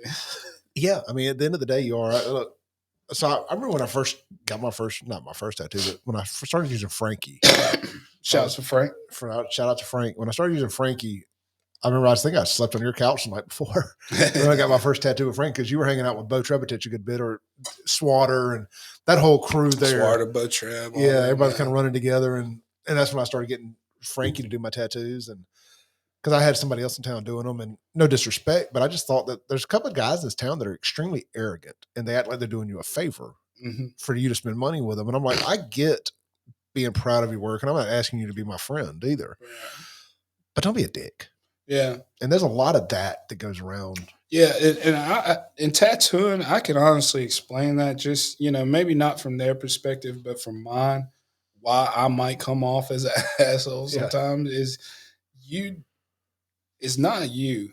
It may be 2 or 3 people before you, or but after now, I've been in it for 15 I want years. a butterfly on my ankle. Man, you have so many, and then you got people ask you to put them down for time. They don't show up, or they're you know they're assholes to you first, or you know, you kind of get a very like chip on your shoulder when you're trying to deal with strangers, and it's not Car sales the same way. Yeah, 10 years of that. I mean, you love the good customers, but God, and you can see them coming a mile away. Maybe even they call, and you can hear it in their voice like, "I'm not gonna like this guy." Man, look, I ain't even coming inside till I know your best price. Yeah, man. How much you do this for? Oh, 300. Man, my boy, the street said 100. Well, why'd you respond? Yeah. Go up the street. Yeah, I mean, you ain't gonna get it no cheaper. Yeah, I'm not gonna change my. But then, you know, when I first started, okay, well, I'll do 150. Well, you know what I mean. You're trying to price match, but then you learn. Don't do that. You know, that's not gonna get you nowhere. Now, you know, I was having that same conversation about the other stuff I do. I was like, what I've learned is if you're good enough at it, and people want you to do it, right? That you don't have to negotiate. You set your price, make it fair. Right, make a fair don't price. Don't go ripping lips out. Right. You know, but make it fair. And if they want to do business with you, you know, they'll do business with you. If they don't, if somebody wants to undercut you, then so be it. Yeah, and we got a lot of good artists in Jackson, man. The thing of I think that whole like that price matching, that's kind of went out the window now. Because there's so many people doing tattoos that I think a lot of these guys are kind of like, come to me or don't come to me. It doesn't matter to me. You know what I mean? They kind of have their networks and their people that's enough to sustain them. And I don't think I've never had to price match, and I've never had nobody tell me, anybody's price that was professional. I had a license working in this shop. I've never had anybody say, well, so and so said they do it for this. Like I don't get that like I did when I first started. And I think that you're actually in a position to play a little mind game, a little reverse psychology with folks. Even if you're not the most experienced tattoo guy or had the biggest portfolio, if you don't price yourself cheap, people never look at you as being cheap. They're like, Right. man, I mean, this dude's charging me $500 for this piece here. I mean, he must be good. Yeah, and that actually happens. That happens. A lot of you see a lot of new guys come in too, and they'll charge out of the moon. But one other reason is it's called pricing you out. So you come to me with something I really don't want to do. Yeah, yeah. I'm trying to think of a number that would make me want to do it. Yeah. Then I give you that number. It's the same thing with this paint correction and car detailing and ceramic coating and stuff. It's like there's some stuff that you're like, man, that's going to take 3 days. Right. Yeah. I don't want to do it, but if I were to, this is what it would cost. Yeah. And if they pay it, let me write that down. Yeah. This is worth this much. Prepaid. Yeah, I think that's where it is. But I've went to a complete hourly rate now, and my hourly rate hasn't changed. And a lot of people always ask me, like, well, how do you rate for smaller tattoos? Or just prorated, you know what it means? If I know an hour is this divided by half of an hour, and yeah, like typically that's going to take, it's a 3-hour minimum or whatever your minimum is. Do you have a minimum? Yeah, it's about $40-$60, man. The thing about it is I don't want to be that guy that says, oh, I'm too good for small baby tattoos, you know, because that could have been somebody's uncle that came and got a half sleeve or a back piece, and he sent his niece. Well, and they want this little butterfly, and I'm like, let me add to that. Tattoos are very addictive. Yeah, most people don't stop at one.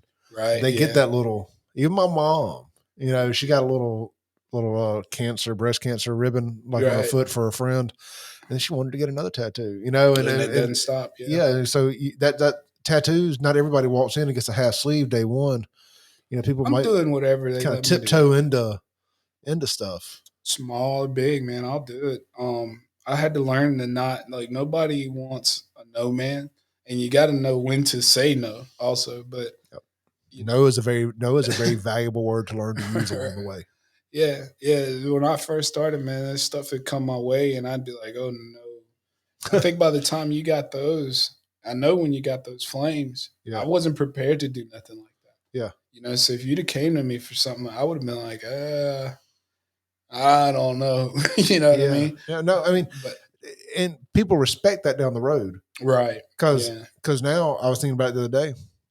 I've seen so much of your work, you know, that when I decided to do another tattoo, I want, you know, and as much as I love Frankie and he's done me as right as anybody could do me. Hell, he married me and my wife. Right. You know, he oversaw that, or he was the pastor, however you say that. You know, he's a Freemason. Yeah. You know, he's a Shriner. Yeah, he's a Mason, and what am I trying to say here? Anyway, he married us. Right. Yeah. And so I'm as close to Frankie as anything. But I do think there's something to be said for, you know, getting the different take on stuff here and there. Well, we have collectors in the city. I know there's a couple of my clients that kind of rotate artists through different states. So they'll come to me when they're in Jackson, they'll go to New Orleans, or they got an artist in Miami or wherever. And they'll make that rotation, like, hey, this is your arm, this is her arm, this is his leg, and everybody's kind of building this guy's body of work, you know. Yeah. And once I got into that, and it came with doing bigger stuff, like as I was able to expand, like you said, the bigger portfolio and get into back pieces and trying to learn those, my eyes are open now to where I'm saying, okay, hey, this isn't your client, you know, it is for the day, but they're not yours wholly, you know, because they can choose to go here or there. And with a city like Jackson, where so many people kind of know each other, when you're like in a position like you're in, or maybe somebody else that might know me, Frank. Shout out to Matt Foxworth. I was going to mention Matt a second ago, and I don't know if it's frowned upon to name drop a bunch of different tattoo artists. No, man. Actually, I would like to think that I'm cool with all of them. Yeah, I would like to think that I'm cool with all of them because I've never tried to put any bad business out about them. Yeah. And if I could refer people, like if I was out of town on vacation, I'd say, hey, I'm not doing, go see this person. Or because I would hope that they told them I sent them. So and so sent me so that they say, hey man, there's no bad blood. I also don't think that you broke and you need clients. It's just I respect you enough to send somebody who came to me to you. There's enough people in this town that want tattoos that it's better to have that good. I wish I could take back all the drama I had in the club business. Right. And those burn bridges and all that stuff. Not saying I want to sit down and have a beer with any of them people now that I had it out with, but I just still wish I hadn't had the drama and stuff. And I had been more, professional and I got courteous. welcomed into tattooing with drama. And that's a long standing guy. Nobody that we've talked about at all tonight. But he had a girl working for him, and she was doing these caricatures of women, and I wanted her to do a caricature of my mom. And she told me, yeah, come by the shop. Now, I don't know if this was a setup between her and him or what, but when I got in there, this guy's screaming in the back, hey, you're not welcome here. I was like, what? It was on Gallatin, Yeah. The shop. There's only one at the on Gallatin. Yeah. You know where I'm talking. So he's screaming about, hey, you're not welcome here. And I'm thinking, man, I might have just started this 3 days ago. Like, do you even know who I am? He's like, yeah, I know exactly who you are. Now, I wasn't asking, do you know who I am? Like, do you know who I am? Like, I'll fuck you up. Or, like not in an arrogant way. Yeah, I'm like, bro, I think you got the wrong person. Like, you're yelling, get out. And I'm completely fresh to the tattoo scene. Like, I don't know anybody like that. And I was going to get a tattoo. And this is I also learned this from Trey, who was tattooing. And he was, telling me, hey, man, don't just get a bunch of tattoos trying to prove you're a tattoo artist. This is the whole not having a lot of tattoos. Yeah. And Trey told me that he felt like he had made, a few mistakes in choosing tattoos because he just got them to get filled up quick, but he would have rather had that space for other tattoos. And there were some tattoos that he wanted that he couldn't get because he had tattoos there. Oh, yeah, yeah. Hindsight's 20/20. Right. I've got some filler here that I wish I had not just filled. I've got 2 or 3 cover-ups. It's like you evolve past things too. Yeah, and he was one of the first people that said that, and I'm glad. I'm kind of glad dude kicked me out of his shop that day because I had no tattoos. I didn't even have my first tattoo, and I was going to let her do this on my forearm, trying to become a tattoo artist. Getting tattooed, and they kicked me out, man. And I swear, I was like all that's on my mind was becoming a better tattoo artist. It was no longer looking like a tattoo. Like, I'm fixing to be better than all of y'all. That was my mindset. It's that drive. Yeah, it drove it's funny what can tip you in that direction. I know who you're talking about because it's kind of who I was referring to. And I just I'm name drop that one because I severely don't understand that situation. And it's also crazy too. And this goes back to that where I was talking about the differences where you don't want to say it's because I'm black or this person's racist or hate filled, but what was that? Yeah. You know what I mean? That's what makes you question those situations. Yeah, and I know I catch a lot of grief, by dismissing a lot of racism because a lot of it is dismissive. But there are cases where you sit there and say, okay, that's legitimate. Yeah, I don't want to. Well, I don't even know if that's what it was, honestly, because I started thinking too now, like, okay, did he thought I was coming in there to see how they do things, or maybe it was just protecting his way of tattooing. Like, you know what I mean? Yeah. We don't allow other tattoo artists in here to get tattooed. But I wasn't a tattoo artist at this time in my mind. Yeah. But I guess, hindsight is 20/20 that, I probably was on my profile saying I do tattoos and all that. Yeah, I remember when you first got into it. I mean, but hell, I don't like unwritten rules. Yeah, it was complete unwritten rules that I didn't know about. It's why I'm not a big baseball fan. I don't like unwritten rules. I like to know the rules. Yeah. So if I decide to break them, that's on me. I don't like getting my head bit off because I broke a rule that I didn't know existed. Well, I'm a tribal person, man. So I feel you on that. It's just like I don't. There's a lot of weird, funky stuff, and I get it. I can barely write my name on a check, so I don't want to tell anybody how the tattoo game should be or shouldn't be, or this, that, and the other. I appreciate a good artist, but it's one of those kind of fickle businesses where people are very territorial. Big time, man. I honestly, you know, I would like to see, I keep saying this, but I feel like that I'm one of the few tattoo artists that will come to your tattoo shop. Yeah. And I don't, it's like I've gotten so confident in what I do, and I don't feel like I'm the best, but I feel like I'm one of them, and I'm trying to be better. And when I come to folks' shop now, it's not, I don't need to know anything from anybody in here. I don't care what inks you're using. I don't really care about what machines you're using. I really just want to talk to you and see where your head's at and see if, you know, this career is treating you the same. Let's see our commonalities on this. Are you seeing the same things that I'm seeing? Customer reactions. Right. What are you seeing from customers? Yeah. What trends are you seeing? Right. The same thing with podcasting and the car business and whatever else. I don't really care about anybody else's techniques. Right. I'm more curious about trends. Yeah. How, like in the sales business, how are the leads coming in now? Yeah. Stuff of that nature. The kind of art they're working on. That's what I like, to know. Yeah. I like to know, like, and every now and then I'm looking for a little motivation. I want to see if somebody's doing something that I need to step my game up. So you just got a new car out there. You know what I mean? Yeah. You pull up on your boy. He's like, man, you just got that new car. Like, how much you make this year? Yeah. How many piercings you did? and that's okay. I mean, it's okay to be driven by other people's success a little bit, but as long as you ain't a hater. Right. And that's a tribal part of me where I'm not I'm a people person when I'm public, when I'm out or when I'm moving, but when I'm at home, I'm completely solo. Like, I don't really want to talk to anybody or hang out with anybody. I might have friends that drop through or whatever. But if I actually get out, then, especially with being on an off day or something, like, I would love to be able to go to all the tattoo shops and talk to all these artists and see how life's treating them and see but because of that whole territorial nature, like, you don't know how it's going to be perceived by the people, so you just don't do it.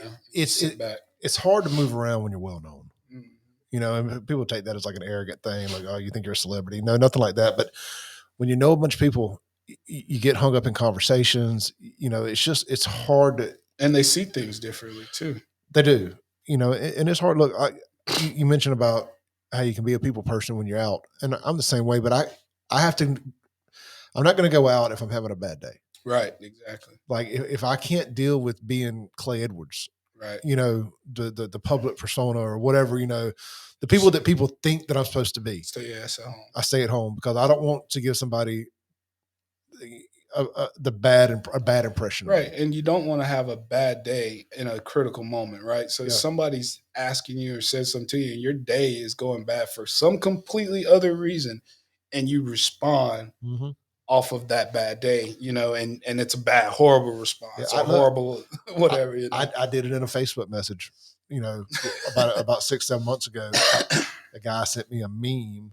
I shared it and I didn't give him credit for it. It's something so stupid, but I didn't give him credit for it. And he got offended, and I just snapped on him. I said, "You idiot, man! This is just a damn meme. I tell you what, I'll just delete the damn thing." Blah blah blah.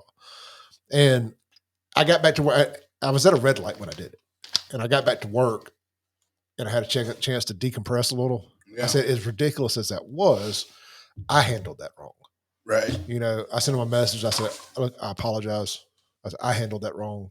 I did think it was blowing it a little out of proportion, but I was in the wrong by reacting the way I did. So I apologize. And we were slick. No harm, no foul. Right. But that reminded me, if I'm having a bad day, put it down, put the phone down, stay off of, man. There's a local mayor. I won't say his name, but local mayor around here, not of Jackson, who told me that. He was like, man, like, asked him to go to lunch one day. He's like, man, I'm not having the best day today, and I can't go out and take a chance of coming across wrong to somebody. Right. Exactly. And them think that that's how I always am. And that stuck. Big facts, man. It did. And you would think I would know that by now, but so to hear somebody else verbalize it made it make sense. Yeah. And that's why work off days are so important, because if you don't take that day off to charge or have your bad day or just be at home and be a little Grinch all day to yourself and your dog or whatever, if you don't take that time, you're not going to ever be able to go back to work and not have a bad day at the wrong time and end up fired or, a lawsuit pressed again. That we could take this all the way into police or Oh yeah, all of that. It goes back putting yourself in a confrontational situation because you snapped off at somebody that was trying to have a conversation with you, and you may have got a bad vibe, told them to kick rocks, right, whatever, and they shoot you. Yeah, or y'all get into a fight, whatever. You shouldn't have never left the house. It's like, have I just not left the house? When keeping it real goes wrong. Yeah. And but it happens, and it happens a lot around here. But you mentioned that, and that triggered me there in a good way. Yeah, it's like, man, it hit home because I've been going through that a lot lately. And it's like the more stuff I do in media wise, the more conversations I get hung up in, and this, that, and the other. And I love it. I'm not telling anybody, don't stop me and talk to me, but be mindful that folks have bad days. Well, it gets overwhelming, man. There was a time where I used to really love social media and being on it and making posts or just talking about random stuff. But now, if I make a post and say, "Hey, man, what are y'all cooking for Thanksgiving?" there's going to be like 3 or 4 comments where somebody's like, "Hey, man, how much for a half sleeve?" or "How much for this tattoo?" And I'm like, dude, I don't want to be disrespectful and not respond to you. So now I got to respond when I have a whole work line, to talk about that. So yeah, it's like, I just don't even post now because I don't want to have people ask me how much for this or that, and then I ignore them. Yeah. So then you're the asshole that ignored them. Yeah, exactly. Yeah. And you're losing clients. So it's like, yeah, you shouldn't be that way is what I hear from people. But at the same time, it's kind of like I'm just preventing the possibility of this situation occurring. No, I think that's a great little prevent defense. And right. So if I don't even make posts in not awkward, but you just wake up in the morning and Facebook is saying, "What are you doing? What's on your mind?" Whatever that. Every time I've been put in Facebook jail the last year is because I made a post fresh out of bed. Right. and just have something off the top of my head. Let me get this thought out, get the day going here. Yeah. Kick some cans. And Facebook has restricted your page. Well, they banned my my gun page on my little gun group. Well, I saw your post that you lost all your guns in a boating accident. Yeah. I did too. That's weird. It's so weird. There are a lot of guns at the bottom of the reservoir.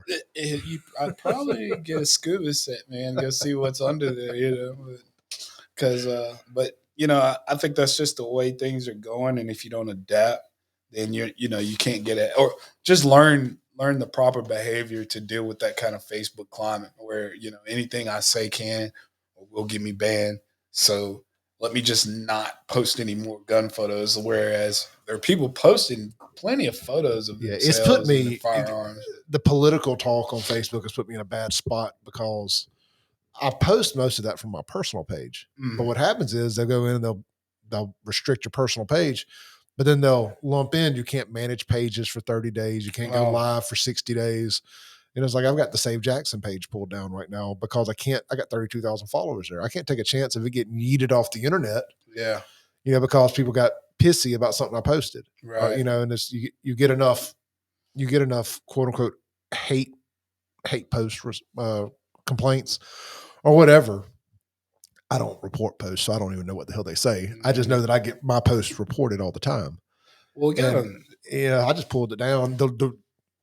The one day that I wasn't in Facebook jail over the last 12, I said, let me unpublish this real quick because I'm not going to give anybody it may never come back, but it ain't going to be because somebody got it taken down. Right. See, I saved myself by making my website, so the Johnny Inks. Let's check that out. When they deleted my personal page, my Facebook business page, I had 5 stars with around 3,000 or 4,000 likes on a Facebook business page and lost it. So what did it get deleted for? All because I managed this gun group. Oh yeah. Isn't that crazy? I had the Blood River Militia, and we really were just talking and showing off guns. Knives, different things like Ninja that. Stars. I was a member of it. I loved it. And it was all kinds of different stuff. I think we were even talking about barbecuing. It was just kind of. It wasn't a militia I guess what Facebook might have assumed it was. But. Dude, I did a video. Well, always name my radio shows. When I load it to a podcast, I name it. I give it like just a little, just like name the chapter of a book type of this chapter, such. So everyone's a name. And I said, let's start a militia or something like it. What's the name of the title? Dude, YouTube yeeted it. Yeah. You guys cannot use that word militia. As Americans, we are a militia. Hey, man, it's a weird situation to be in, to have to watch what you say, and even to look at every little word. Like, hey, is this something that's going to get me banned? Is it, and I honestly, man, I don't even think we got banned for the militia. I think we did after they were forced to look at it. But somebody came on there asking about some ammo, and I got a notification about it. Went to go check it. Page was deleted, and at the same time, my Facebook app is trying to register, logging me in, as well as telling me that I've been banned. So it's just doing all kinds of weird. That's what happened to me the other day. It started with something really funky. It did to my wife's too, but she didn't get a ban. And it started telling me log in, reset your password, and all this crazy stuff. And I guess you have to log out and log back in for the ban to take effect. Yeah, and that's where they get you. And they locked me up, and I didn't get it back. But having my website saved me, because people were still able to call or find me or share my, have my work up and different things. So I think for people that are trying to build something on Facebook, you also need to prepare to build something completely independent. Yeah, look, so yours is JohnnyInks with an S.com. And we got it pulled up here. And kind of going through some of your work. That's amazing. Some old stuff there. Yeah, it's just cool stuff, man. I remember that tattoo. I remember seeing that on your website or Instagram or somewhere. Yeah, and I hate that too, because I've been trying to get a location for so long, and it's like your work and your skills grow, but when you're still trying to explain this to a landlord or a property manager, all they hear is tattoos. They don't hear 14 hours worth of tattooing on a guy that spent $2,300 or $4,500. 11 years in the car business, dude. I had to wear a sleeve. I had to wear long sleeves, all but the light buy your pay here in Jackson. And they didn't care. They liked it. They was like, yeah, man, our customers will gravitate more towards you because you have the tattoos. I feel like they can talk to you. Right. And they got it. Yeah. And now I see guys, I'll go out to, I'm just using them as an example, like Great Daniels Ford, somewhere like that. You'll see guys working out there with open tattoos and stuff. I'm like, man, they wouldn't let me do that. Yeah.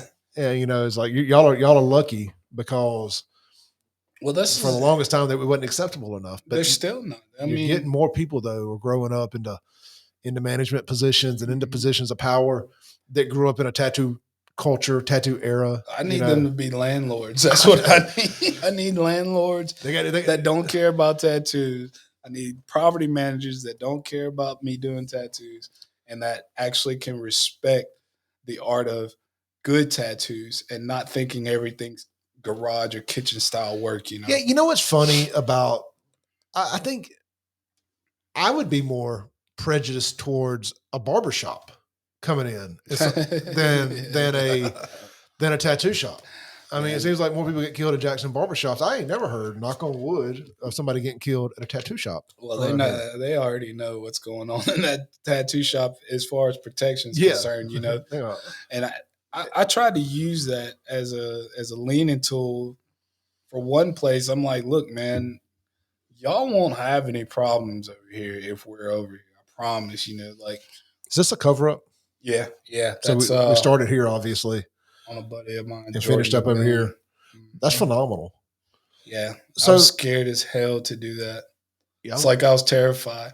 And I told him I didn't want to really do it, because I was like, man, this is a lot to cover up. Was that one of those try to price yourself out of it? No, I actually had him on an hourly rate. But yeah, that would have been the perfect opportunity.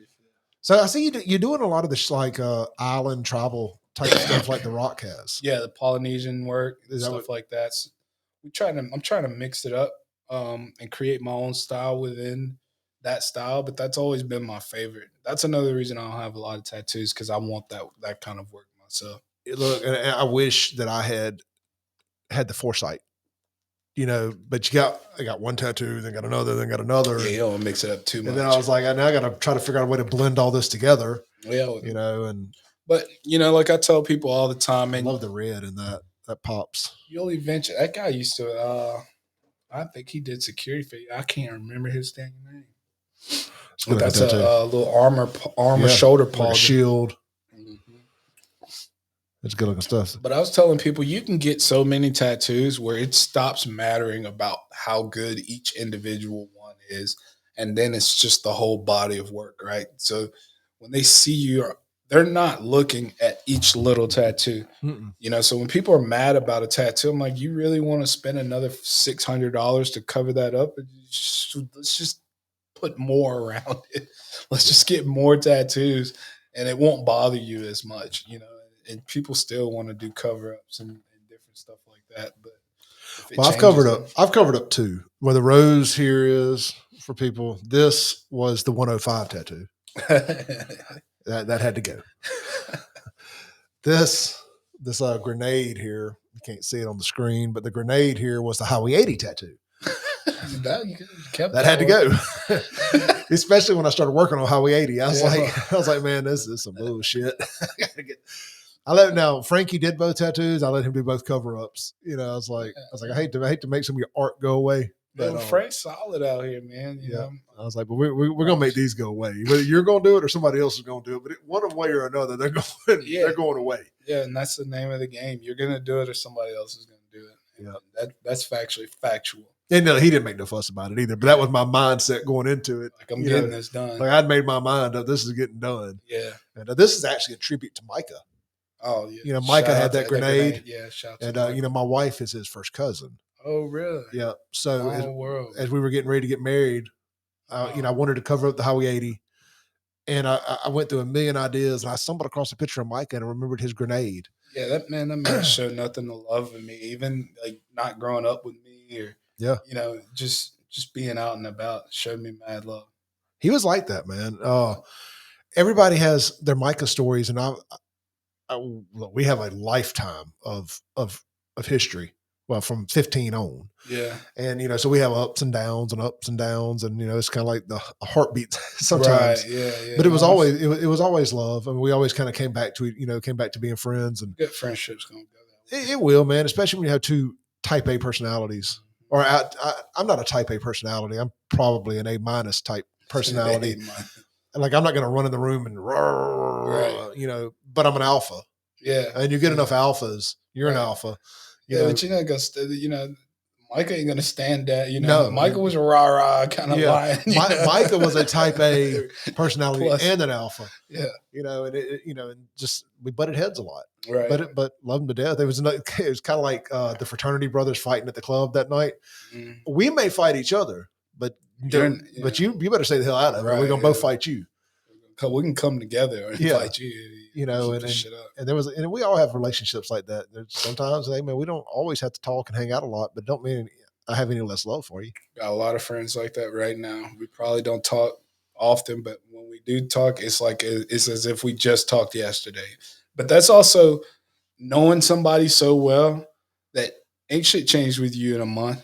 Ain't shit changed with you in 2 months. I still love you. I know it. You know what I mean? I know what it is. Well, that's how this conversation here got started. That's how we ended up right here was, we ain't really talked in a couple of years. Right. Other than, hey, how you doing? But we've been keeping up. We know. And you called me. I had some, it popped off on the Save Jackson page or something. Yeah. And it was like the most ridiculous thing too. But you called me and said, hey man, I just want you to know, not everybody thinks like these folks that are giving you hell. And we had a good 2-hour conversation. Right. And man, that might need to be another podcast to get into some of that stuff. But Oh yeah, because I mean that's a 4-hour conversation if we get into it on a podcast. But we're just talking about race relations and man, we've let politics destroy so many personal relationships because if you pull for this guy, you must be a racist, or if you pull for this guy, you must hate America. And teams. Yeah, it's like if you're a Trump supporter, you're a racist. If you're a Biden supporter, you're an anti-American. BLM terrorist. Da da da da da. It's like there's never no in between. When I mentioned my best friend Marvell, from back in the day, and we don't agree politically, but we have never let it Never let it enter. We'll have good, deep conversations like you and I had, but we've never let it come between us. It's come close. I mean, it gets ugly every now and then. Yeah, and I got Real friends talk like that, will man. get ugly every now and then. But at the end of the day, take a deep breath and I love you, brother. You know? Yeah.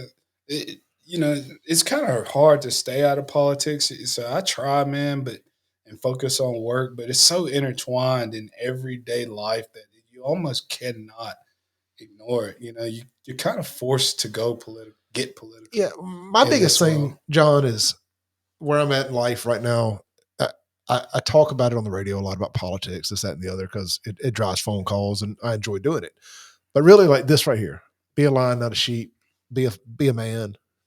Take care of your business. And that supersedes political It conversation sometimes. it does, because I got plenty of black friends, for instance, that are Democrats, but they're leaders in their community. They're in their church. They're taking care of the kids, Right. so on and so forth. Nothing but respect. You vote for who you want to vote for. I don't care. You're doing your stuff as a man. Mhm. And And that actually is a good direction to probably take this more about lions and sheep yeah, instead of blue and red. You know what I mean? yeah. I just be a lion, not a sheep. I don't care. I'm getting to the point that I'm just damn tired of arguing about politics with Well, people, and letting it be like this one thing is like, oh man, we could have been friends, but you voted for the wrong guy. yeah. I'm like, I'll tell you what, man, do I want you in my foxhole or nah?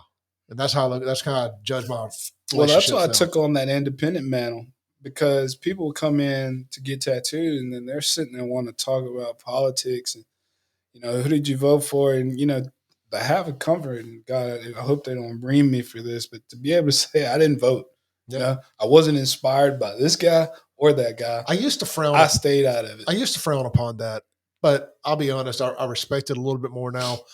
But also, you don't dive into political conversations. So if you chose not to vote, I feel like if you didn't vote, you probably don't need to get too deep into the weeds with about that conversation, right? And you don't do that, and I shouldn't complain. I don't have a leg to stand on. You pay taxes, if I didn't do it. You pay taxes, so you can complain. But if I could have been a deciding factor between this guy or that guy, and I didn't help, and I inspired others not to help, then I consider myself the problem, which is why I don't go into that. You know what I mean? Right. I try to tell people to vote. I'm like, you should go vote. Well, man, some people need to. They need to be put. But here's I'm my actually thing. proactive at telling people to go vote. If you vote, man, know who the hell you're voting for past the president or governor.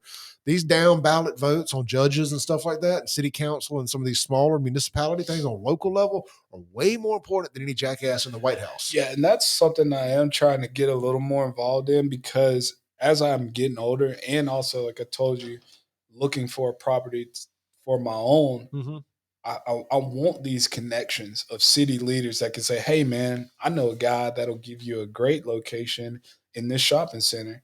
And he'll also help get you permitted downtown. You know what I mean? I need those connections because doing it myself isn't working. Yeah.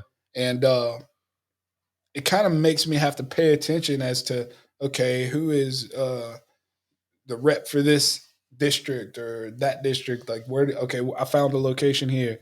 Who's the representative? All right, I need to find them and see if they would be okay with. I can help you. I can help you with all that. Just can't tell them. Just don't tell them I sent you. A lot of them don't like me, but I can get you in touch with the right people. Yeah, you know what I mean. And I'm joking a little bit. A lot of those cats and me get along, But fortunately, I got the guys I work with now are great, man. This has just been one of those things where you're getting older, kind of trying to set yourself up for kind of a retirement scenario. So I feel like by the time I get to that point where I can't work as much, I want to be able to teach some younger guys or girls or whoever's learning what I've learned over the years, and they can continue the business and also cover my clients because my clients have children, and then their children have children, and guess what? They all like tattoos. So to be able to pass that group of people off to other people that No. I've taught. You get to a point where you want to start giving back and Right. treating people the way you weren't treated trying to come in. Exactly. Because I'm gonna tell you one thing I learned about the car business, as much as I hated it, is that I learned so many great life skills from it that I could have never got in college, and that I could have never got in the club business or any of that. Is the guys who were willing to share their knowledge and help make you better and not worry about you taking their spot are the guys that kept their spots the longest. Right. Yeah. And, it may take you a little bit because you'll never see it without a little time in the seat, a little skin in the game. But those are the guys that I've seen that have the most longevity. They don't change jobs a lot. They don't get fired. Long story short. Yeah. It's because they're not trying to protect anything. Right. They're going to work and they're doing their damn job as a manager by passing that knowledge along to their salespeople or whomever. Well, they're eliminating the fuck up, the mess ups. You know what I mean? Cuss on this. So, if this guy's under me and if I give him the right knowledge to do it right the first time, we don't have no problem. But when you got that envy and that hate, oh, here's this new young guy coming in trying to take my spot. I'm not going to tell him what to do. I'm not going to tell him this. And he messes up. And then you take the blame for it, depending on where this is. Now, in tattooing. That should drive you to want to get better or stay on top of it. Or motivate you, Yeah.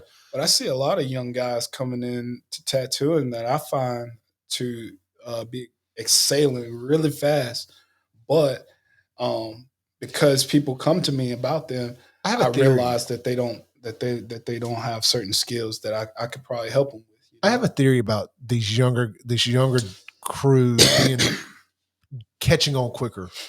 Do you think that's the hand-eye coordination from video games? I play video games, so I don't know about that. Yeah. But tattooing's easier. So when you got probably a lot of your first tattoos started in 2007. The machines were loud. Yeah. Really loud. Now you can barely hear them. They probably sound like your phone vibrating because they're all rotaries. And so we went from having to learn how to put those springs and coils and kind of like going from analog to digital. Pretty much. Yeah. And now all they got to do is plug it up.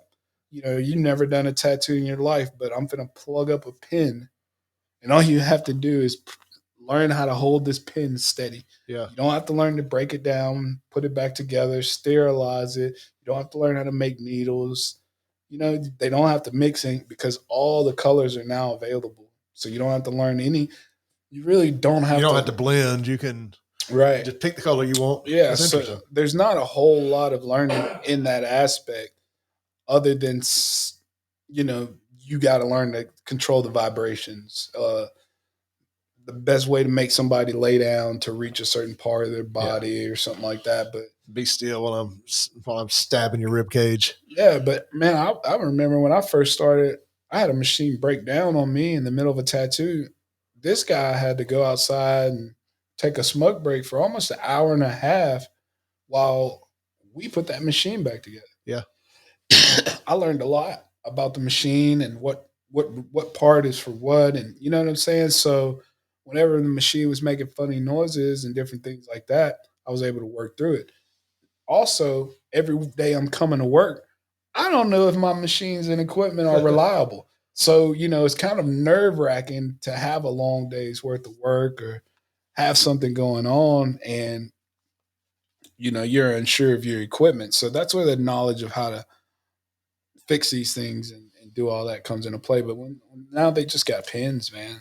So yeah, that's what it is. It's more that than video games for tattooing because that makes sense. The ease of getting in, but then you have customer relations.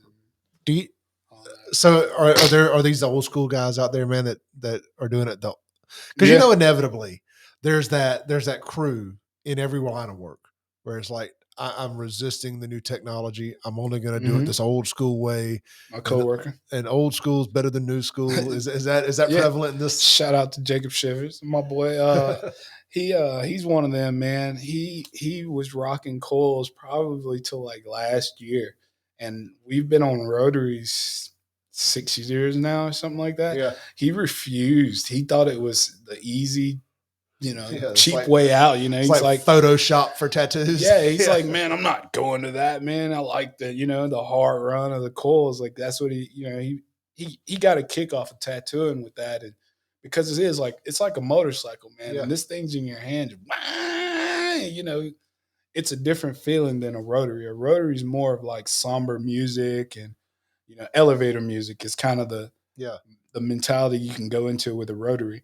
Whereas coil machine, it's like hard rock or heavy rap, something like that. Because it's so loud, you have to turn the music up really loud so the machine isn't just all in your ears.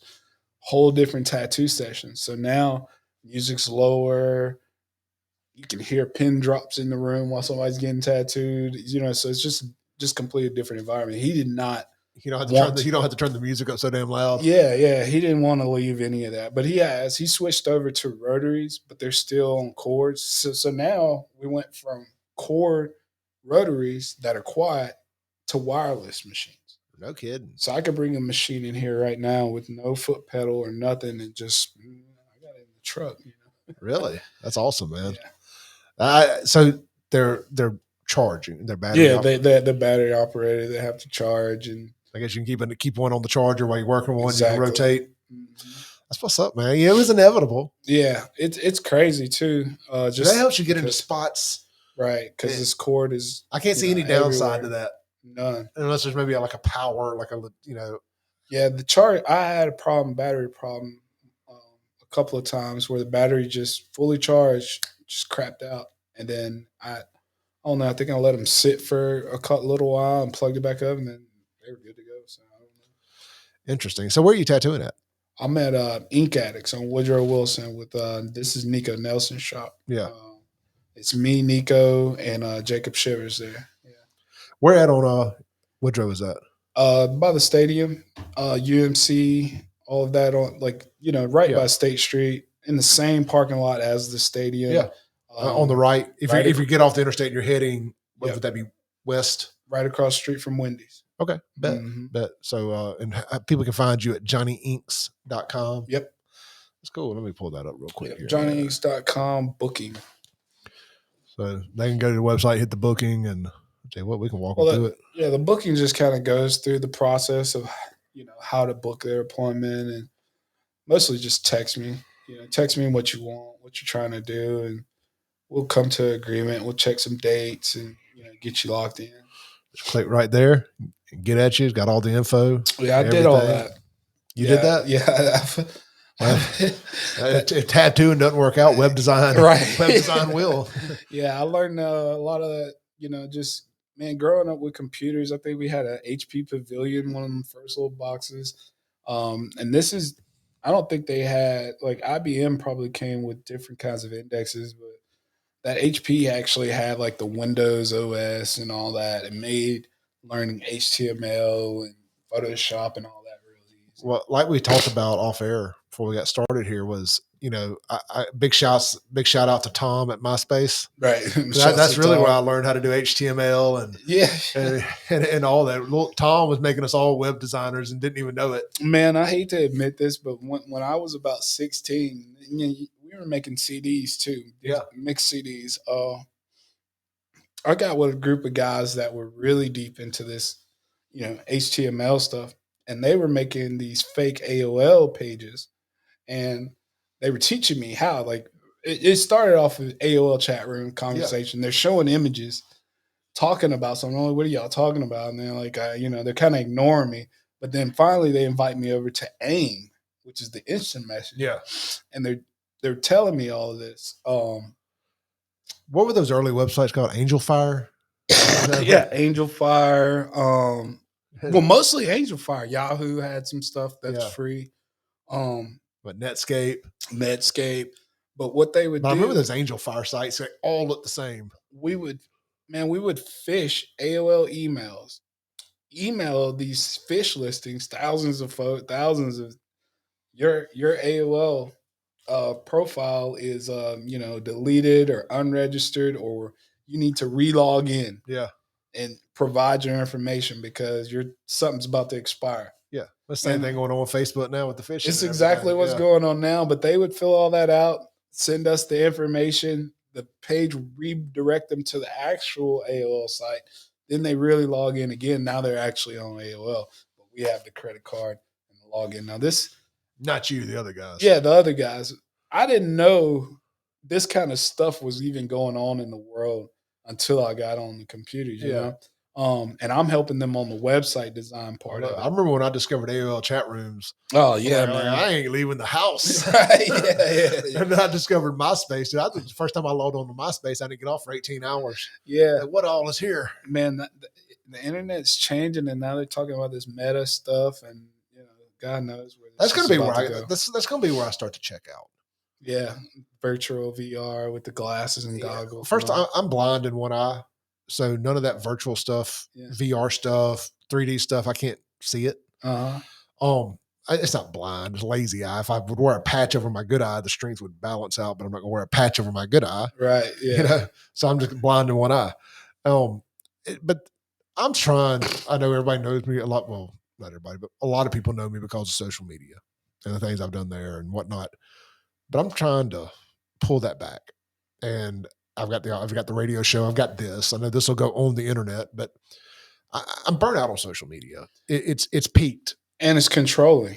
Yeah, that's the other thing. They want you to self-censor so they don't have to censor you, which is just damn censorship. So just leave them alone. Yeah. You know, it's kind of like what happened with the Rittenhouse verdict. And I'm just going to make this point.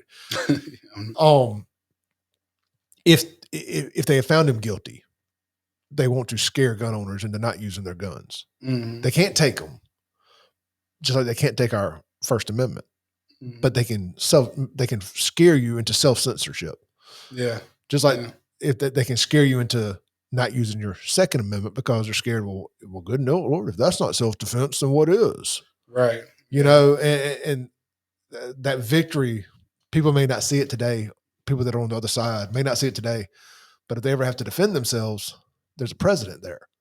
Right. You know, and the self-censorship on social media reminds me a lot of that. Because they're just saying, well, you will self-censor, or we can't take your First Amendment, but we can take away your ability to post. Right. Yeah. And they just remind me a lot of each other in a roundabout way. And I'm kind of tired of it. I'm gonna start using my First Amendment platforms. And if I can't say exactly what I want to say without fear of, I can handle fear of repercussions like towards me. If you don't like what I say, I can deal with that. But taking my ability to say it away is my problem. And that's why you have to build your own platform, like, you know, your own website, and then your followers can interact with you through there. Just to put a message board. I'm bringing Save Jackson back as a website. Yeah. And it's going to be a message board. It's going to be, I don't care. It's going to be like a Reddit. It's going to be like a damn subreddit. The gloves are off. Say whatever. I don't care. Yeah. You know, it's almost going to be like in spite of. Right. But, you know, if you take all of that, right, and just centralize it in something where, say, you know, you got your merchandise, past recordings, things that aren't allowed on Facebook or isn't allowed on YouTube, but they are on my website, you know, you create that hub, which essentially. Well, I've started on it here. But it locks your followers in, is what I'm saying. It does. And you get your email list. And I'm going to move into the tech stuff. Try Wix out. I don't know who's hosting your.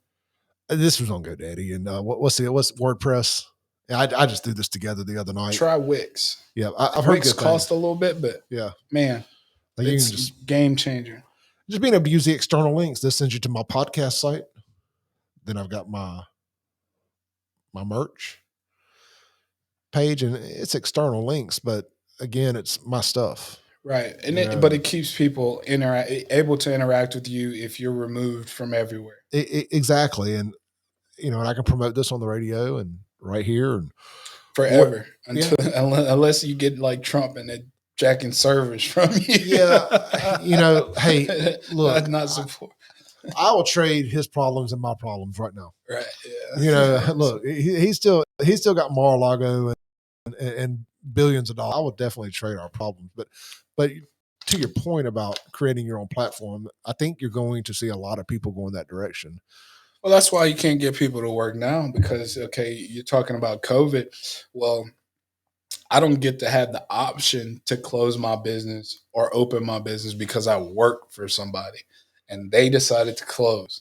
So now I can't work, you know. So, or you became unessential. Right. Or became unessential. So that happened to you during the pandemic? Man, I don't know if we would get in trouble for I got you. But we did our thing. Yeah. And and most people did. And look, and big shout out to my shop owner for allowing us to make a little bread when we needed to. Yeah, ain't no doubt, man. And it's been why I've raised so much hell about Tate Reeves. They're like, well, he's a Republican. You're a Republican. You're supposed to just like everything he says. Like, no, dog, I'm not on the Tate Reeves bus. I've watched too many people that I love and know be told that they weren't essential, Yeah. but by this motherfucker's paycheck cashes every month. Well, that's why you can't get people to come to work, because it's smarter to do entrepreneurship. Yep. If you thought cleaning houses was a good idea while you worked for the bank, when the bank laid you off, you knew it's a good idea. So now you go clean those houses, right? Because before you just like, oh, I think I could do something for myself. And isn't it funny? People keep calling it. It's referred to as the Great Resignation. What's what we're going through right now, with people deciding if there was ever an opportunity to go work for myself right, this shit job will always be here. Yeah, it will. Yeah, or some version of it. Yeah, this mindset that I better not fuck up this shit job, because I may not be able to find another one. Everybody's decided they can find another shit job. If you were ever going to roll the dice, it was now. It's why I did. Right now. And it's no disrespect to the people I work for, and I didn't even think I had a shit job. I just wanted more. But the pandemic and not even the pandemic, the shutdowns was a great catalyst to wake people up and get them out of that zombie mentality. It's a great awakening. It should be called that one day. You know what I mean? Well, there will be books written about this. You just got to get enough history between it. There will be books written about entrepreneurs and great companies that were formed in a garage, no different than Apple and Google during the pandemic. Maybe a great media company born in this room, right? Or tattoo artist, and whatever the case may be, because people said, I think there's a better way for me, right? And that's how I I didn't take COVID for me because I did this 15 years ago, but I got into it out of necessity of, they were garnishing checks. Yeah. You know what I mean? So I need to eliminate that, work for myself. And no doubt. So it's what got me in probably the best position of my life.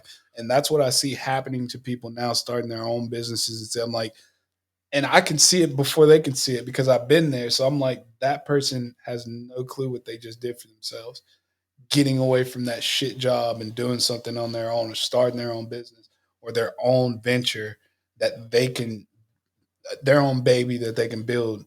You know what I'm saying? And it feeds and provides for their family. It's the greatest thing, especially when it matures. You find out. There's nothing worse than wondering what if as you get a little older. Oh yeah. Man, if I had just done this, if I had just done that, if I had just not screwed up that opportunity, if I had just not been scared and I just said yes. That's where I'm at right now. And learning, and taking this opportunity. Look, man, I may get a year down the road, bankrupt, and lose everything, and crawl back to a car dealership and be like, I learned from my mistakes. Well, you shouldn't. But if I do, I'll be comfortable knowing that I tried. Right. And I literally get up at 5:30 every morning. I drive to Florida to do radio. Then I scratch, claw, and make money however I can. And there's days where I ask myself, what the fuck am I doing?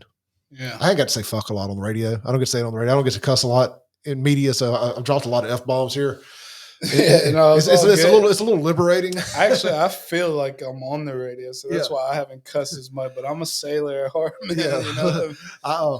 I know I probably shouldn't, because what I'm going to do is develop a bad habit, and I'm going to take it back to radio with me. And Matt's going to be like, "You're gone." Yeah. That's my boss at the radio station. And but look, as life goes. But I'm going to tell you, I wanted to know. I didn't want to leave any what ifs on the table. I had a lot of friends die in a short amount of time too, pre-COVID. Micah and Kyle, and several others. It's crazy. And that was one of the reasons I quit going out and all this other stuff. But you just start looking at it, and we lived in a unique 10-year span here for myself anyway. I was like, man, I don't think I want to work for anybody else again. If I can somehow not do that. And I got a big thing I'm going to be announcing here in the next couple of days about me working for myself completely. And so one thing's led to another. And I'm scared to death, but I'm happy with the direction I'm going. And at least I know it's in Clay's hands. Right. And honestly, man, you're gonna take better care of it. The fact that you've been through what you've been through, that's just with anybody. If this looks like, I ain't gonna say a last resort, but it's looking like, hey, this is my, you know what I mean? Like this is the lane I'm in. Juvie said it best in I forget the song, but he was like, uh, "This is my last chance. I got to make it." Yeah, yeah, yeah. And that's kind of what it is because, like you said, this is something you got to check your options. You know what I mean? Check all your options and eliminate the what ifs, right? So, what if I did this? You get all no the ideas, right? So you have all these million ideas, but you never act on any of them. And then when you finally act on one, you're gonna try to take better care of it because this is the one you remembered. This is the one you actually wrote down and put in physical fruition. Look, man, last night I was I was praying about this deal I'm about to do. I actually started doing today. I was in bed. I was praying, good 10, 15 minutes in. I just remember telling God or asking God, however you want to say it. I was like, God, you haven't shown me any reason why I shouldn't do this. So I think that means you're telling me I should. Right. And today, man, I got like 3 phone calls out of the blue without even promoting anything and lined up some clientele for what I'm doing. And I know people listen to this in a day or two when it gets posted are going to be like, don't know what I'm talking about by then. Yeah. Yeah. But in case in case I post it tonight, I don't want people to know yet.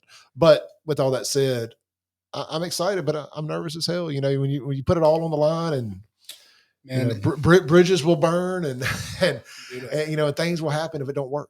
But it gets that way because I'll tell you what, if I didn't learn through the experience of what I'm doing, and this not just the tattoo and the business end of it, how to take people's money, how to give them prices, and how to you know what I'm saying, interact with random clientele, how to keep it short and sweet, not getting too personal in the beginning stages of doing business. So let's not be, hey, what's up, man? Yeah, blah, blah, blah. You want this done? Okay, I'll cut you a deal. I'm like, nah, okay. When do you want to come? What time do you want to come? Very serious and business like in the beginning. Then when they get here, now I can break down with you a little bit because I don't want to mess up the initial part of our interaction. I want to get the business done first. Yeah. And you only learn that after experiencing it, right? Because when you first come in anything, you're just trying to get customers. So you're passing out cards, you're being friendly, you're being nice. Hey man, how much for this? 300. I only got 100. Cool, I'll do it. Because you're just trying to get yourself out there. But then as time goes on, you're out there, but now you need to be a little more professional because your business all over the place and at risk of failing. You've learned how to be more efficient. Yeah, efficiency. Yeah, that's better. Yeah, it's learning how to be efficient and be like, look, I got to work for 8 hours today to make my living. If I sit around here and circle jerk for 2 of those hours talking and lotta, that means I have to work 10 hours today. Yeah. And that's 2 additional hours I have to be away from my family or whatever my other thing is. I was telling this to somebody the other day. I was like, every minute of my day has to count. Right. Especially at this time. I got too much going on. I'm too busy. And I don't mean that to sound cocky or arrogant, but I've got to make my time count. Right. And then I squeeze in stuff like this, which I love doing this. This ain't for financial anything here. This is therapeutic. Well, hopefully, along with that, I don't mean to cut you off. No, you're good. Hopefully it builds where it can become a therapeutic process for the guests as well. So you can keep your network alive, so to speak. You know what I mean? And that's what I did this whole setup here for, was to have friends over or people that I've admired from afar or just people I find interesting. Right. Want to know more about. And I think people like to talk, and I don't interview people. That's, I don't ever want to come across like I'm interviewing folks. I just like conversation. Like I told you, conversation is my new music. Yeah. Like I love hearing other people's conversations and I love having my own and being forced to peel the onion back. But, a lot of people have things to say too that they probably wouldn't be able to reach, like that thing I was telling you about in Fondrean. I don't want to go, I don't know how long we've been going, but that's a long story. And I might want to. We'll jump into, long story short, you were going to rent a building and they gave it to you. Then they found out it was a tattoo shop and you were a black guy. And they're like, no, dog, we're going to pull the plug on this. I'm glad you remember that. Yeah, no, I listen. Because if I told it, I'm finna get into my feelings and tell every minute. And not to be dismissive of it at all, because listening to your story and having the relationship we have and knowing that you're not somebody just randomly say that was racist. You don't use it as a crutch or an excuse. But so if you tell me you thought something was racist, I listen. Yeah. I'm like, well, if John's saying this, I need to pay attention. Well, because I know enough on both sides to know when that victim mentality is kind of like, I never had that. I never felt sorry for myself. The oppression Olympics. I never felt sorry for myself. I never felt like anybody owed me shit or nothing. But when that happened, man, I was just like, what? Because I presented myself well to the landlord, which is the church, and the property manager. So I didn't see any problem, initiated. And I felt like there was a lot of conversation afterwards where people who didn't meet me could only go by the things they knew, what he looked like and what he did. Now, I might not care about what he looks like, but I don't like what he does. Or I don't care about what he does, but I don't like what he looks like. You got double stereotypes.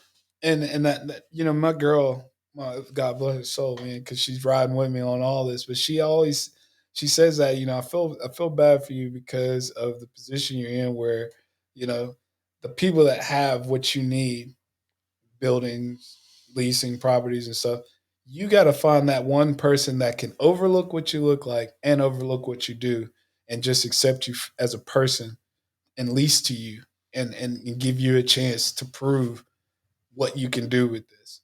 And she said, I think that's going to be pretty hard. And I never felt that way, but all it takes is one. That's the mentality I've had. And that's where I say you can't look at it like, oh, me, oh, my, right?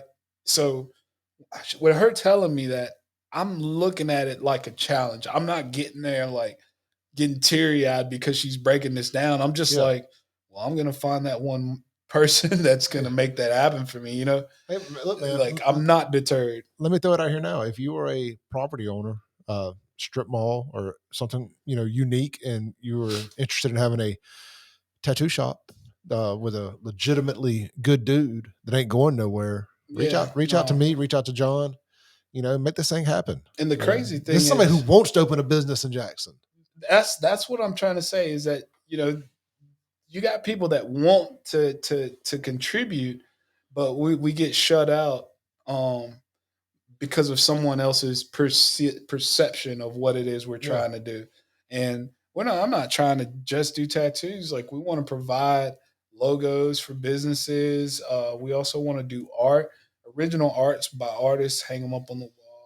I think there's so much, man, that we can there's do a lot of these provide as artists to the city, but we couldn't even get in the arts district. There's a lot of these boutique barbershops popping up, man, where they got bars and pool tables and they do all this like men club, boys club type stuff. And I see tattoo shops kind of the same thing, within reason of what you can do with health department stuff, but I guess you have to be in closed doors and this, that, and the other. But honestly, there's an opportunity to give that vibe. Like, I could open up something nice in Highland Village.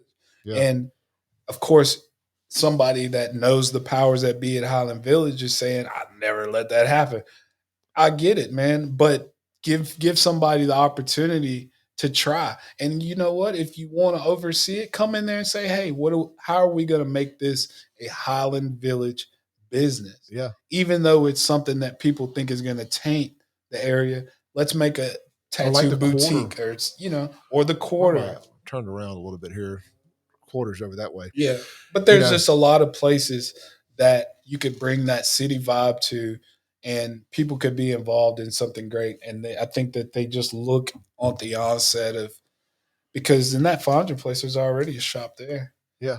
But we got different styles of tattooing, but that doesn't, it's kind of funny, addition by subtraction, that area is what it is.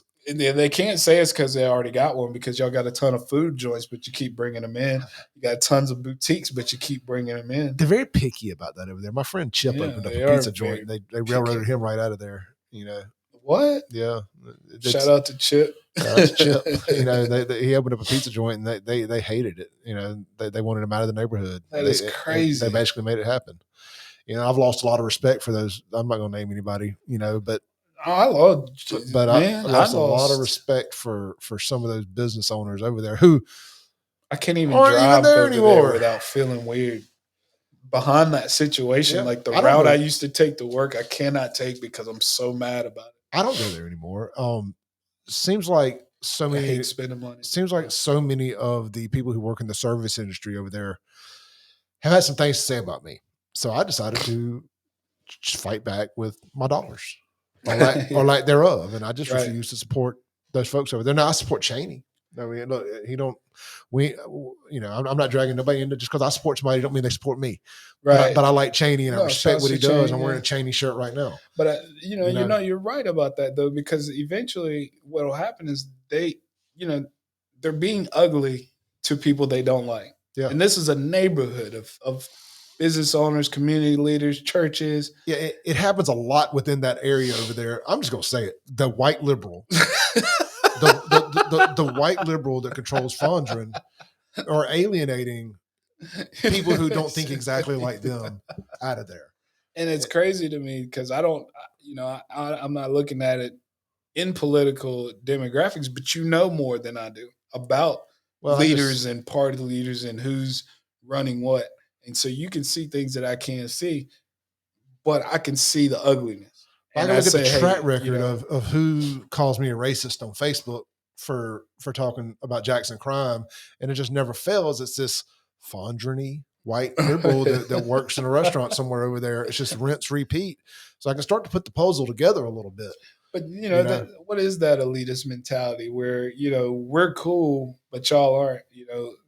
And just because people want to go to this arts area, which does not allow artists, unless it's co-signed on and written off on, and there's a permit for it. Right. And, it's I've never seen an arts district that doesn't want artists in it, and they're trying to control a narrative of what art is or isn't. But I can guarantee you, if my business opens up, we're gonna bring art to the city that you've never seen before, and I guarantee you, Fondrean would then be like, hey, man, you want to come open up over here? Yeah. No, forget you. I'm going to say something you might not. And this is going to be political and racial. Here's my problem with the white liberal over there in Fondrean is they're the same ones that are quick to call people racist and this, that, and the other. But they're the same one keeping a black man out of owning a business. How many black business owners are there in Fondrean? I brought this up before. It might be one. It was the shoe shine guy. A shoe shine? It was a shoe shine guy last year. Now, unless somebody else has opened up one since then. It was a lady that did nails or something over there. Maybe so. And I don't like this guy. And there ain't no breaking no news here. Me and Kamikaze don't get along, but I think he has a place in that general vicinity also. But he probably had to fight his butt off to try to even get up because they're not easy. Actually, he's right down the road. I think in the place where Chip had. Oh, okay. It's a house a little bit off the beaten path, down North State just a little bit more.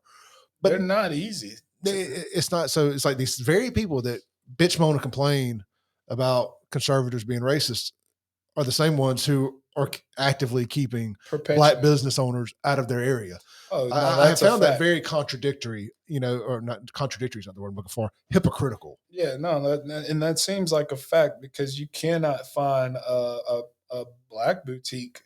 They got 1 million boutiques over there. You can't find one of those. And I fail to believe that in the middle of Jackson that a black boutique owner didn't want to open up there. Didn't try. Yeah. I doubt that. The bullshit. That's all I'm gonna say. Yeah, and it's sad, man. And I, honestly, that was one of the few times that I felt like I needed to go to the news and just rant about this city and something that I felt was wrong and upside down because originally I got approved by the church to open. So the church was the church owned the property. Yeah, but the church was influenced by the community who had concerns, which no one could voice to me.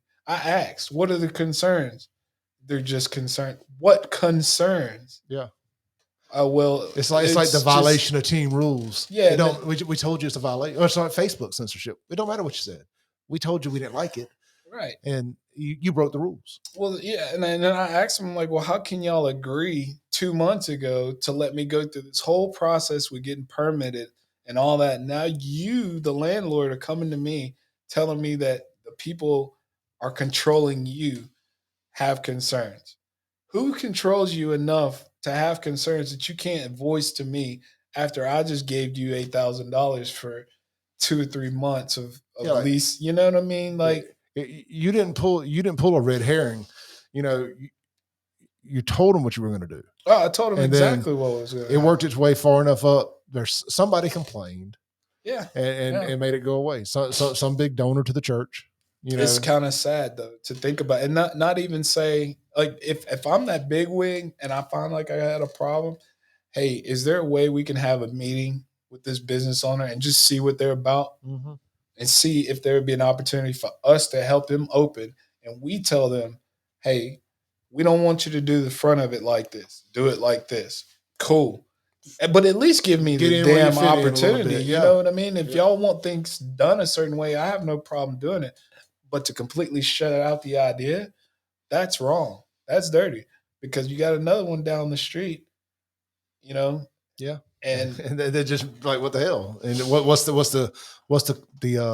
the common denominator? What's different? Right. What's different? What is different? Yeah. That's where the problem One of these are not like the other. Yeah. Yeah. I mean, and you see that and you hear these stories and you make it make sense from is racism an issue standpoint, where that's why I have so much respect for you. Yeah, and I try not to lean on that. I try not to say, oh, well, it's this. But sometimes, man, the shit's just slapping you in the face. Yeah. And also knowing the parties involved, it's easy for me to believe. Right. Because I see a history of it and a track record of it from that group of people. And, as life goes, man, you're better for it. It's God's plan, as they say. Yeah. You're going to end up in a better situation. Well, I hope so, man. I really just want to bring my idea to life. And I think that all the stereotypes about tattoo artists, and I know the white tattoo artists go through the same thing. Mm-hmm. I know they've been displaced and told they couldn't open in certain places, but they were still given opportunities, and I hate using this whole privilege talk and shit like that. You know what I mean? But at the same time, you cannot deny it, where if that guy is going to lease to somebody, he might be more inclined to lease to somebody that looks like him, where he feels a little more comfortable in possibly knowing his background. So we can say, okay, well, how do you know what that landlord's thinking? I don't. But if I know there's 1,000 of them, at least one of them is thinking like that. You know what I mean? Yeah. Yeah. Well, John, I had a blast tonight, brother. Oh, me too, man. We're gonna land the plane because we could go another 2 hours. We're just getting fired up. Yeah, hopefully it's a part 2, man. Maybe we can invite some people. We can. I'll get the other table in here. I got more mics and everything, so we can do it to 4 people. And look, I'll get the same posted, man. Get ready for the backlash. Yeah. But it's gonna be a good time, man. I appreciate you coming out, brother. All right, man. Same, man. All right, man. We're gonna log off of here. Thank you guys for tuning in. Check out johnnyinks.com. You see it there on the bottom of the screen. Schedule an appointment. Check out the work. Do all that good jazz. That's right. Check out clayedwardshow.com. That's right. Check out all the podcasts. You can buy my merch. If you just want to donate to this page and you like what we do here, you want to send $10, $5 for some gas money, a brother, it's not too good to turn down a $5 gas money donation.